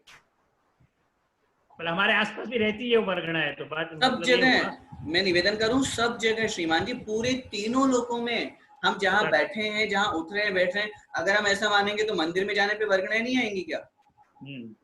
सब मंदिर में जगह मैं कह रहा हूँ, समूह शरण में भी, मैं कह रहा हूँ सिद्धालय में भी, तीनों लोकों में ऐसा कोई पिन पॉइंट नहीं है जहाँ पर कर्म वर्गणाएं ना हो। ठीक है भैया, जय जिनेन्द्र। जय जय। बीना जी बोलिए। हाँ भैया जी, जय जिनेन्द्र। भैया जी सबसे पहले तो आपको धन्यवाद कि हम लोग को इतना कुछ सीखने के लिए मिला एग्जाम से। वो हम लोग को कोई बात नहीं है, हम लोग को नंबर तो 86 ही मिला वो पहली वाली एग्जाम में। चलो कोई बात नहीं, 86 अच्छे मार्क्स हैं। तो ये एग्जाम तो नहीं दिए हम लोग, लेकिन आपने हमें इतना अच्छा पढ़ाया, बहुत अच्छा पहले ये लगा। बताइए इस वाले एग्जाम में कितने मिले? भैया जी इस एग्जाम को मैं कोई कारणवश नहीं दे पाई। अच्छा पेपर अच्छा लगा, लेकिन कोई कारणवश में नहीं दे पाई इस एग्जाम को। ठीक ठीक, कोई बात नहीं। और लेकिन आपको हम लोग जो कोई पर्सन पूछता, आप इतना सहज होकर जवाब देते, कभी इरिटेट नहीं हुए बिल्कुल भी। ये सब गुरुदेव का आशीर्वाद है। अभी तो बहुत समता प्राप्त करना है, अभी तो हम भी संसारी हैं, गृहस्थ में ही उलझे हुए हैं, बाकी हमें भी बहुत कुछ प्राप्त करना है। कोई भी किसी तरह कोई, भैया जी ये बता दीजिए ठीक है, भैया जी ये बताइए ठीक है। चलिए ठीक ठीक। और कोई प्रश्न करना है अभी आपको? और भैया जी अच्छा ये हम लोग को ये बताइए, हम लोग जैसे कहीं कहीं पे पंक्तियां आती है कि करती हूँ, करता हूँ, जैसे नमस्कार करता हूँ, तो हम लोग क्या बोलना चाहिए उस जगह? उठाने, उसमें क्या दिक्कत है? वहाँ कोई स्त्रीलिंग और पुरुष लिंग का भेद नहीं है। वहाँ पूजा में आया हूँ तो बोलना चाहिए आया हूँ, उसमें कोई आपत्ति नहीं। और यहाँ जैसे प्रतिगण में लिया हुआ है कि स्त्री के भाव से, तो वहाँ हम लोग को पुरुष का सोचना चाहिए क्या? हाँ बिल्कुल, निश्चित रूप से। जहाँ पर ये भाव प्रतिक्रमण में या कहीं पे भी आए हों, स्त्री के प्रति गलत परिणाम किए हों, लिखा हो वहाँ पे, तो बोले चाहे भले ही, लेकिन हमारे मन में ये जरूर आना चाहिए, है भगवान अगर मैंने किसी पुरुष को देख करके या पुरुष के मन में ला करके ऐसे परिणाम किए तो भगवान क्षमा, इस तरह। अच्छा, तो वो पुरुष का मतलब स्त्री बोलने से भी हो जाएगा, लेकिन मन में भाव वैसा आना पड़ेगा। भाव वैसा लाए, जो लिखा हुआ वो बोलने में कोई आपत्ति नहीं, चाहे आप स्त्री हो चाहे पुरुष हो। ठीक है, धन्यवाद भैया जी। जय जिनेन्द्र। अब भैया जी कब तक क्लास चलेगी हमारी ये? अभी फिलहाल 31 तक का मैं अनाउंस कर रहा हूँ, 31 तक संडे है 31 का, उसके बाद अभी फिलहाल मैं ड्रॉप करूंगा। भैया जी मैं तो इतनी लंबी क्लास फर्स्ट टाइम करी हूँ अपनी लाइफ में, तो ये लोग बोलते पहले पढ़ लेते तो कितना ज्ञान हो जाता तुम लोगों को। कोई बात नहीं, जब जागो तब सवेरा। चलिए, इतना अच्छा से पढ़े, बहुत धन्यवाद भैया जी। जय जिनेन्द्र जी। मोनू जी जैन, मोनू जी का माइक जी, मोनू जी नहीं हो पा रहा है। हाँ मोनू जी बोलिए जी। भैया जी मैं पूछ रही थी, कल श्रुत पंचमी है, तो मंदिर जी में क्या करना चाहिए? आप मंदिर तो जा ही नहीं रहे, फिर मंदिर जी में क्या करेंगे? मैं कोचीन केरला में रहती हूँ, हमारे यहाँ 3-4 घर ही है, तो कोई प्रॉब्लम नहीं है। चलिए बहुत अच्छा है। कल के लिए आपको ये करना, मंदिर में अगर आपके वहाँ शास्त्र भंडार जो है, सबसे पहले तो आप बहुत अच्छी तरह से वहाँ की सफाई करें, और जो जिनवाणी ऐसी है जो बहुत जीर्ण शीर्ण हो गई है, नहीं एकदम बहुत अच्छा से व्यवस्थित है सब। अच्छा, तो अगर सब व्यवस्थित है, तो अगर जिनवाणी को कवर चढ़ाने का अगर अपने को लग रहा है जरूरत महसूस हो रही है, तो आप जो 4-5 लोग हैं उन्हीं को साथ में लेकर के 1-2 घंटे का समय निकाल के सब जिनवाणी को कवर करें। कवर करने के बाद में, और अगर सारी चीजें व्यवस्थित हैं, तो सबसे महत्वपूर्ण हमको जो कल जिनवाणी के दिवस के दिन संकल्प लेना है कि हम प्रतिदिन आधा घंटा, 15 मिनट, 1 घंटा स्वाध्याय जरूर करेंगे। अच्छा, ये अगर हमने नियम ले लिया तो हमारा शुद्ध पंचमी पर्व मनाना सार्थक हो गया। नहीं तो मात्र हमारी जिनवाणियां आज अलमारियों की शोभा बन के रह गई है, दीमक खाती है। बहुत से स्थानों पे हम जाते हैं, देखते हैं हालत खराब हो रखी है। आपने अपनी अलमारी की हालत और अपने मंदिर की हालत बहुत अच्छी कर रखी है, इसके लिए तो आपको बधाई देता हूँ मैं। लेकिन साथ में ये भी निवेदन करता हूँ कि अगर हम जिनवाणी का स्वाध्याय नहीं कर रहे हैं, तो फिर वो जिनवाणी हमने किसके लिए सजाई है? नहीं वैसे करती हूँ मैं, लेकिन आप जो बोल रहे हो तो नियम ले लेती हूँ। बिल्कुल नियम के साथ में, पक्का। ठीक है जी, जय जिनेन्द्र। सीमा जी जैन जी। हाँ जय जिनेन्द्र भैया जी। हाँ मैं सीमा बोल रही हूँ अमृतसर से, पंजाब से। जी बताइए। हाँ मैं बोल रही थी, जैसे मेरे पास घर में भी ना बहुत सारे जिनवाणी है जी, तो मेरे को मैं चाहे उनको पढ़ती हूँ या नहीं पढ़ती हूँ, लेकिन मेरे को ना रखने का बहुत शौक है कि अगर मेरे पास एक बार जिनवाणी आ गई ना, तो मैं उसको मतलब किसी को देती नहीं हूँ, मैं मेरे पास ही रखना चाहती हूँ। बहुत अच्छी बात है। हाँ, तो अब मेरे को उनको कैसे संभाल के रखना चाहिए? जैसे मैं दिवाली पे तो हर बार उनकी करती हूँ, मतलब सफाई देखिए, वगैरह। पहला निवेदन तो मेरा आपसे, उनको हाँ ऐसे जी। संभाल करके रखना चाहिए जैसे आप अपने बेटे को संभाल के रखते हैं। जैसे छोटा बच्चा ठीक होता है है। ना हमारा, उसको हाँ हम जी, हाँ कैसे जी। संभाल के रखते हैं, उसको थोड़ी सी तकलीफ होती है, अगर थोड़ा सा हाँ। गिर जाता है तो हम उसको बहुत सहलाते हैं। ऐसे ही हाँ हमारी जी। जिनवाणी कोई कटी फटी ना हो, अगर हो तो उसको हम सुरक्षित करें, सबसे पहला कर्तव्य। ठीक दूसरी है बात, भैया। आपने कहा कि मुझे जिनवाणी रखने का बहुत अच्छा शौक है, मैं पढ़ती हूँ या नहीं हाँ। पढ़ती हूँ वो अलग बात है, हाँ। वो मैं किसी को देती नहीं। लेकिन अगर आप से कोई मांगता है, कोई आपसे हेल्प हाँ। चाहता है, उसको हाँ, पता है हाँ। कि भाई क्या नाम आपका, सीमा जी, तो सीमा हाँ जी के जी, हाँ। भंडार में वहां पर हमको ये जिनवाणी मिल जाएगी और है, और आपसे अगर हाँ। वो मांगता है तो आपको जरूर देना चाहिए। नहीं मांगते तब तो देती हूँ, ऐसे नहीं, मतलब मेरे पास जो है ना वो, जैसे मैंने मंदिर में नहीं रखी है, मेरे पास में ही हाँ रखी है। ठीक, उसका हाँ, हाँ। अलग अलग स्थान बनाए, वहां पे अशुद्धि के हाँ, समय बिल्कुल। में कोई भी इंटर नहीं करे उस वाले कमरे में। ठीक है भैया जी। ये ध्यान और रखना है मैंने, जरूरी।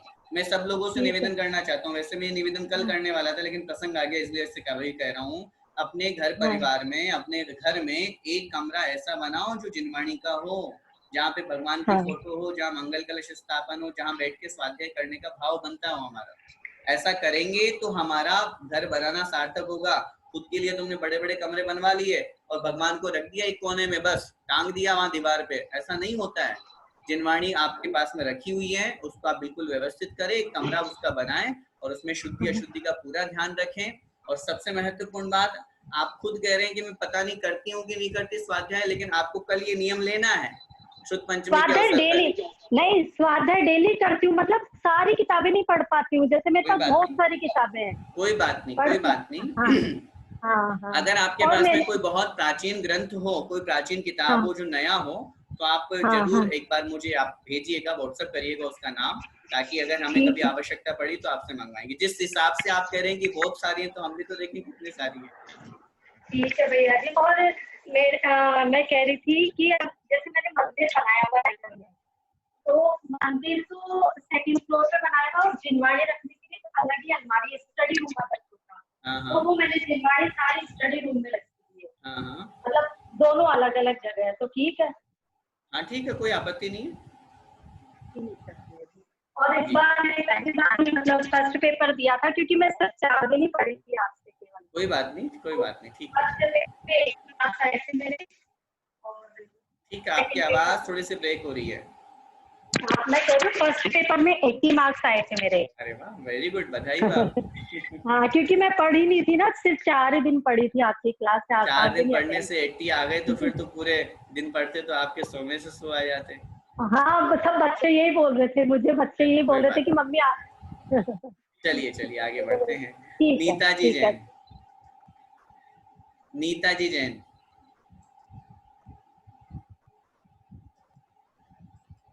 नहीं हो पा रहा नीताजी का। सुरेश जी जैन, हाँ नीता जी बोलिए। हाँ, जय जगन्नाथ भैया जी। जी। उसमें जो रतन त्रय की महिमा वाला है ना, नहीं वो सॉरी मैंने वो सम्यक चारित्र की जो लिखा है उसमें मैंने 5 महाव्रतों के नाम नहीं लिखे। ऐसे तो लिखा है कि 5 तो फिर गलत हो गया। 3 अगर आपने 2 नाम लिखे हैं, निश्चय और व्यवहार, तो फिर ठीक है। निश्चय व्यवहार और फिर व्यवहार सम्यक चारित्र में 13 प्रकार का, फिर 5 महाव्रत, 5 समिति, 3 गुप्ती। हाँ ठीक है, चल जाएगा। अगर आपने निश्चय व्यवहार लिखा है तो भी 2 में से 2 नंबर मिलेंगे। तो 1 नंबर भैया। चलिए सुरेश जी बोलिए। जय जिनेन्द्र भैया जी। जी बताइए। भैया जी, आपके सानिध्य में मतलब मेरी उम्र हो गई 58 जी। मैंने अब जाके इतना अच्छा से स्वाध्याय इधर 2 महीने से किया, जैसे जीवन सार्थक लग रहा है। सुबह से शाम तक हमारे घर में आपकी आवाज गूंजती है, आपका ऑडियो, आपका वीडियो दिन भर घर में मैं, मेरे हस्बैंड, मेरी माँ, मेरे बच्चे चलाया करते हैं। दिन भर सिर्फ आपकी आवाज गूंजती है हमारी आवाज नहीं, जिनवाणी की आवाज गूंजाइए, गुरुदेव की आवाज गूंजाइए। हम तो कुछ भी नहीं है, आपके जैसे ही हैं। सब गुरुदेव का आशीर्वाद है और तीर्थंकर भगवंतों की वाणी है, हमारा कुछ नहीं इसमें। और आपको जो भी अच्छा लग रहा है वो भी सिर्फ इसीलिए अच्छा लग रहा है क्योंकि ये भगवान की वाणी है और इसके अलावा कुछ नहीं है। हम लोग अब ये चाहते हैं कि अब हमारा ये क्रम ना टूटे, आपका साथ मिला है। देखिए हमारा साथ बना रहेगा, लेकिन क्लास का जो क्रम है ये तो कहीं ना कहीं एक बार तो ब्रेक करना ही पड़ेगा, क्योंकि जो उद्देश्य लेकर के हम चले थे लॉकडाउन का वो 31 तक है, तो उस अपेक्षा से 31 की सफल हो गया भैया जी। हमारे घर में इतनी पॉजिटिविटी आई, घर दिन भर आनंद से भरा रहता है, पूरे एक एक सदस्य आनंद से भरा रहता है, हर सदस्य। शुरू के दिनों में लोग बहुत डिप्रेस हो गए थे, आपका क्लास अचानक हम लोगों को संयोग से मिला और पूरा घर आनंदित है, एकदम आनंदित। लगता ही नहीं कि कहाँ से बोल रहे हैं आप? उनको सिदोली सीतापुर उत्तर प्रदेश। उत्तर प्रदेश में लखनऊ के पास में है भैया जी, लखनऊ से 50 किलोमीटर पर। हमारे घर में आपकी वजह से बहुत पॉजिटिविटी आई है। हमारा कुछ नहीं, सब ये जो गुरुदेव विराजमान है, सब इन्हीं का आशीर्वाद है, इन्हीं का स्मरण कीजिए और ये भावना रखिए। आप बस हमारे को रास्ता बताइए कि कैसे हम। बिल्कुल, जरूर जरूर। अभी आपकी आवाज थोड़ी सी ब्रेक हो रही है और क्लासेस जो हैं वो इसको भले ही हम इसमें डेली नहीं कर पाए, लेकिन सैटरडे संडे वाली जो क्लासेस का अपन ने सोचा है, या फिर और भी प्लान कर लेंगे कि दिन में 1 घंटा निकालना है या आधा घंटा कब निकालना है। तो एक बार का 31 तारीख तक तो हम फिलहाल ड्रॉप कर रहे हैं, उसके बाद फिर अपन जैसा भी होगा वो देखेंगे। जय जिनेंद्र जी। रितु जी जैन। 84 आए हाँ 84। जय जिनेंद्र भैया जी। जी बताइए। इसमें आए थे। जय जिनेंद्र भैया जी। हाँ बोलिए रितु जी। भैया जी मुझे पहले पेपर में आए 84 जी, और सेकंड पेपर में अभी 40 आए हैं। अरे वाह क्या बात है, अच्छी। आपने तो बहुत अच्छे मार्क्स हैं, 84% उधर और इधर 80% मार्क्स। मैंने फर्स्ट पेपर में बहुत गलती कर दी, मतलब छोटी छोटी गलती जो मुझे रियलाइज जो मुझे आता था वही मैंने गलती कर दिया।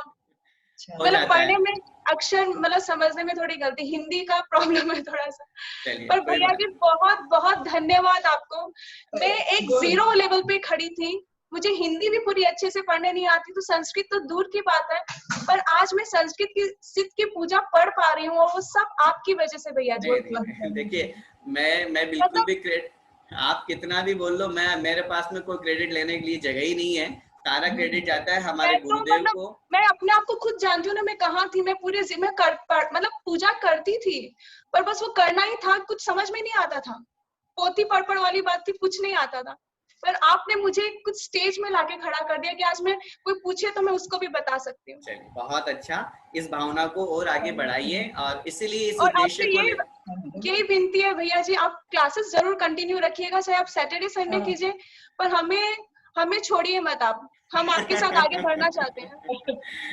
बिल्कुल बिल्कुल, सबका साथ हम रहेंगे और सबके साथ में ही हैं, आपका साथ बिल्कुल कहीं नहीं छोड़ के जा रहे हैं, और सबकी भावनाओं को ध्यान में रखते हुए इन क्लासेस को अपन कहीं ना कहीं, इसलिए मैंने पहले भी निवेदन किया था और आपकी बात के माध्यम से भी ये कहना चाहता हूँ कि क्लासेस को अपन सैटरडे संडे या फिर वीक में कभी 2 दिन 3 दिन 5 दिन या कोई और ओकेजन होगा या ऐसा कुछ विशेष अपन को लगेगा तो जैसा भी होगा 31 को एक बार बंद होने दो।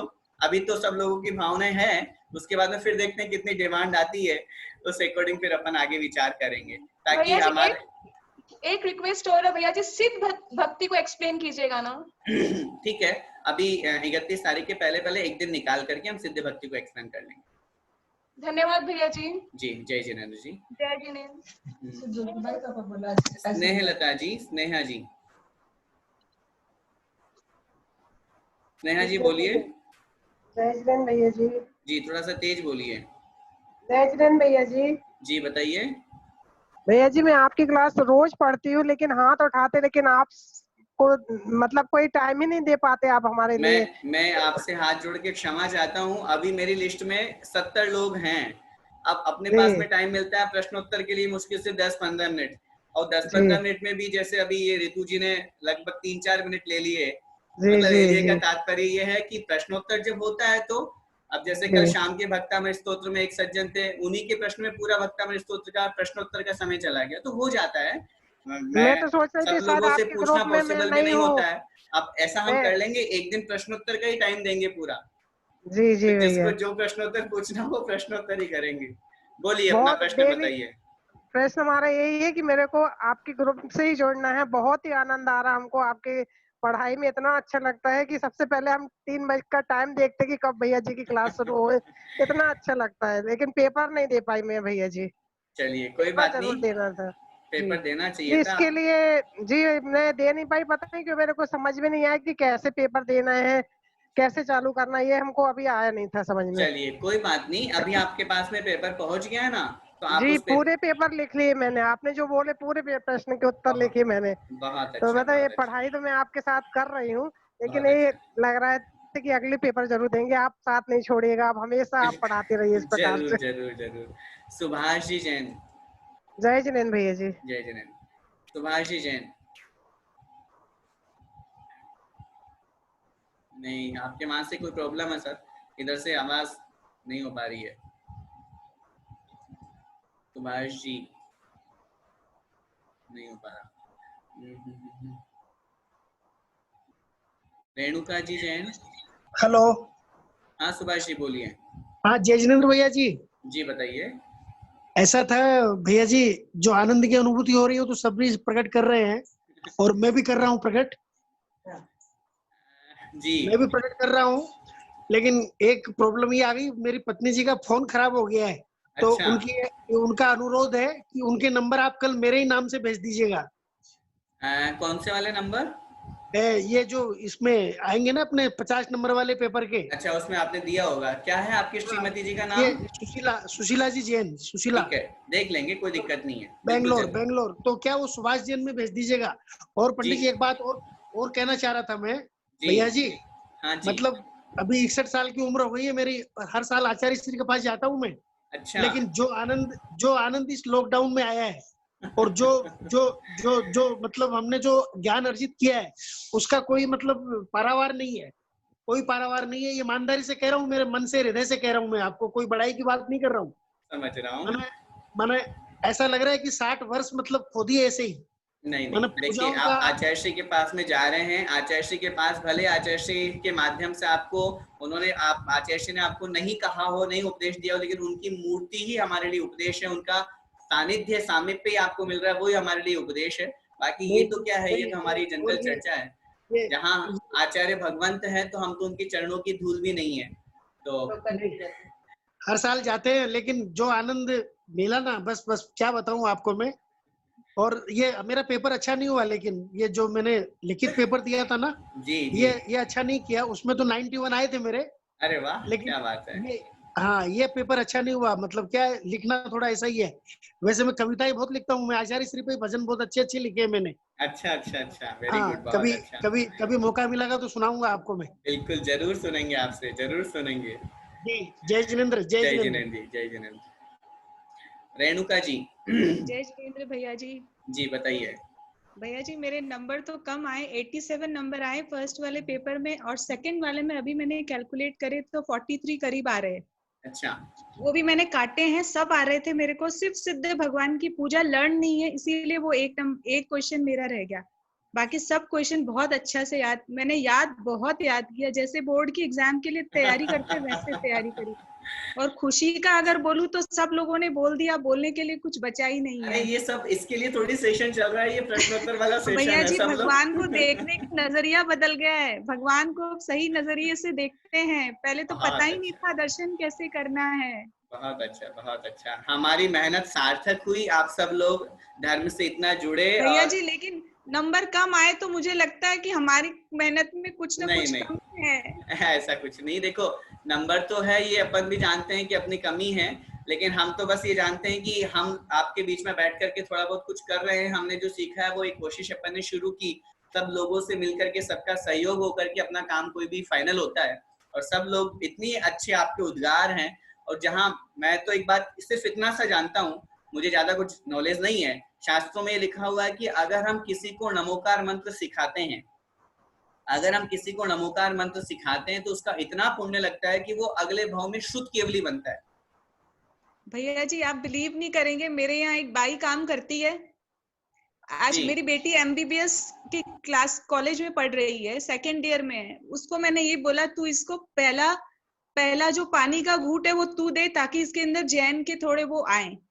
और अभी श्रुत पंचमी कल है, मैंने उसको बोला तू अपनी बेटी को लेके आना, मैं इसको ओम सिखाऊंगी, ओम लिखवाऊंगी इसके हाथ से। तो मेरी इच्छा है, आपने जो बोला कि एक एक को जैन बनाओ, मैंने उसको बोला मैं तेरी बेटी को जैन बना के रहूंगी। बहुत अच्छा, बहुत अच्छा।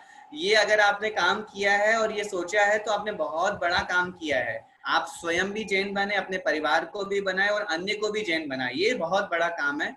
और जो धर्म हमने सीखा है उसको बस हम अपने जीवन में लाइए। बस आपका यही है कि आप अपना आशीर्वाद ऐसे बना के रखिए हम लोगों के ऊपर। आशीर्वाद देने लायक तो अभी नहीं बना हूँ, आशीर्वाद तो गुरुदेव का है, अभी तो बस शुभकामनाएं दे सकता हूँ, क्योंकि आशीर्वाद देने का अधिकार तो अपने गुरुओं को ही है।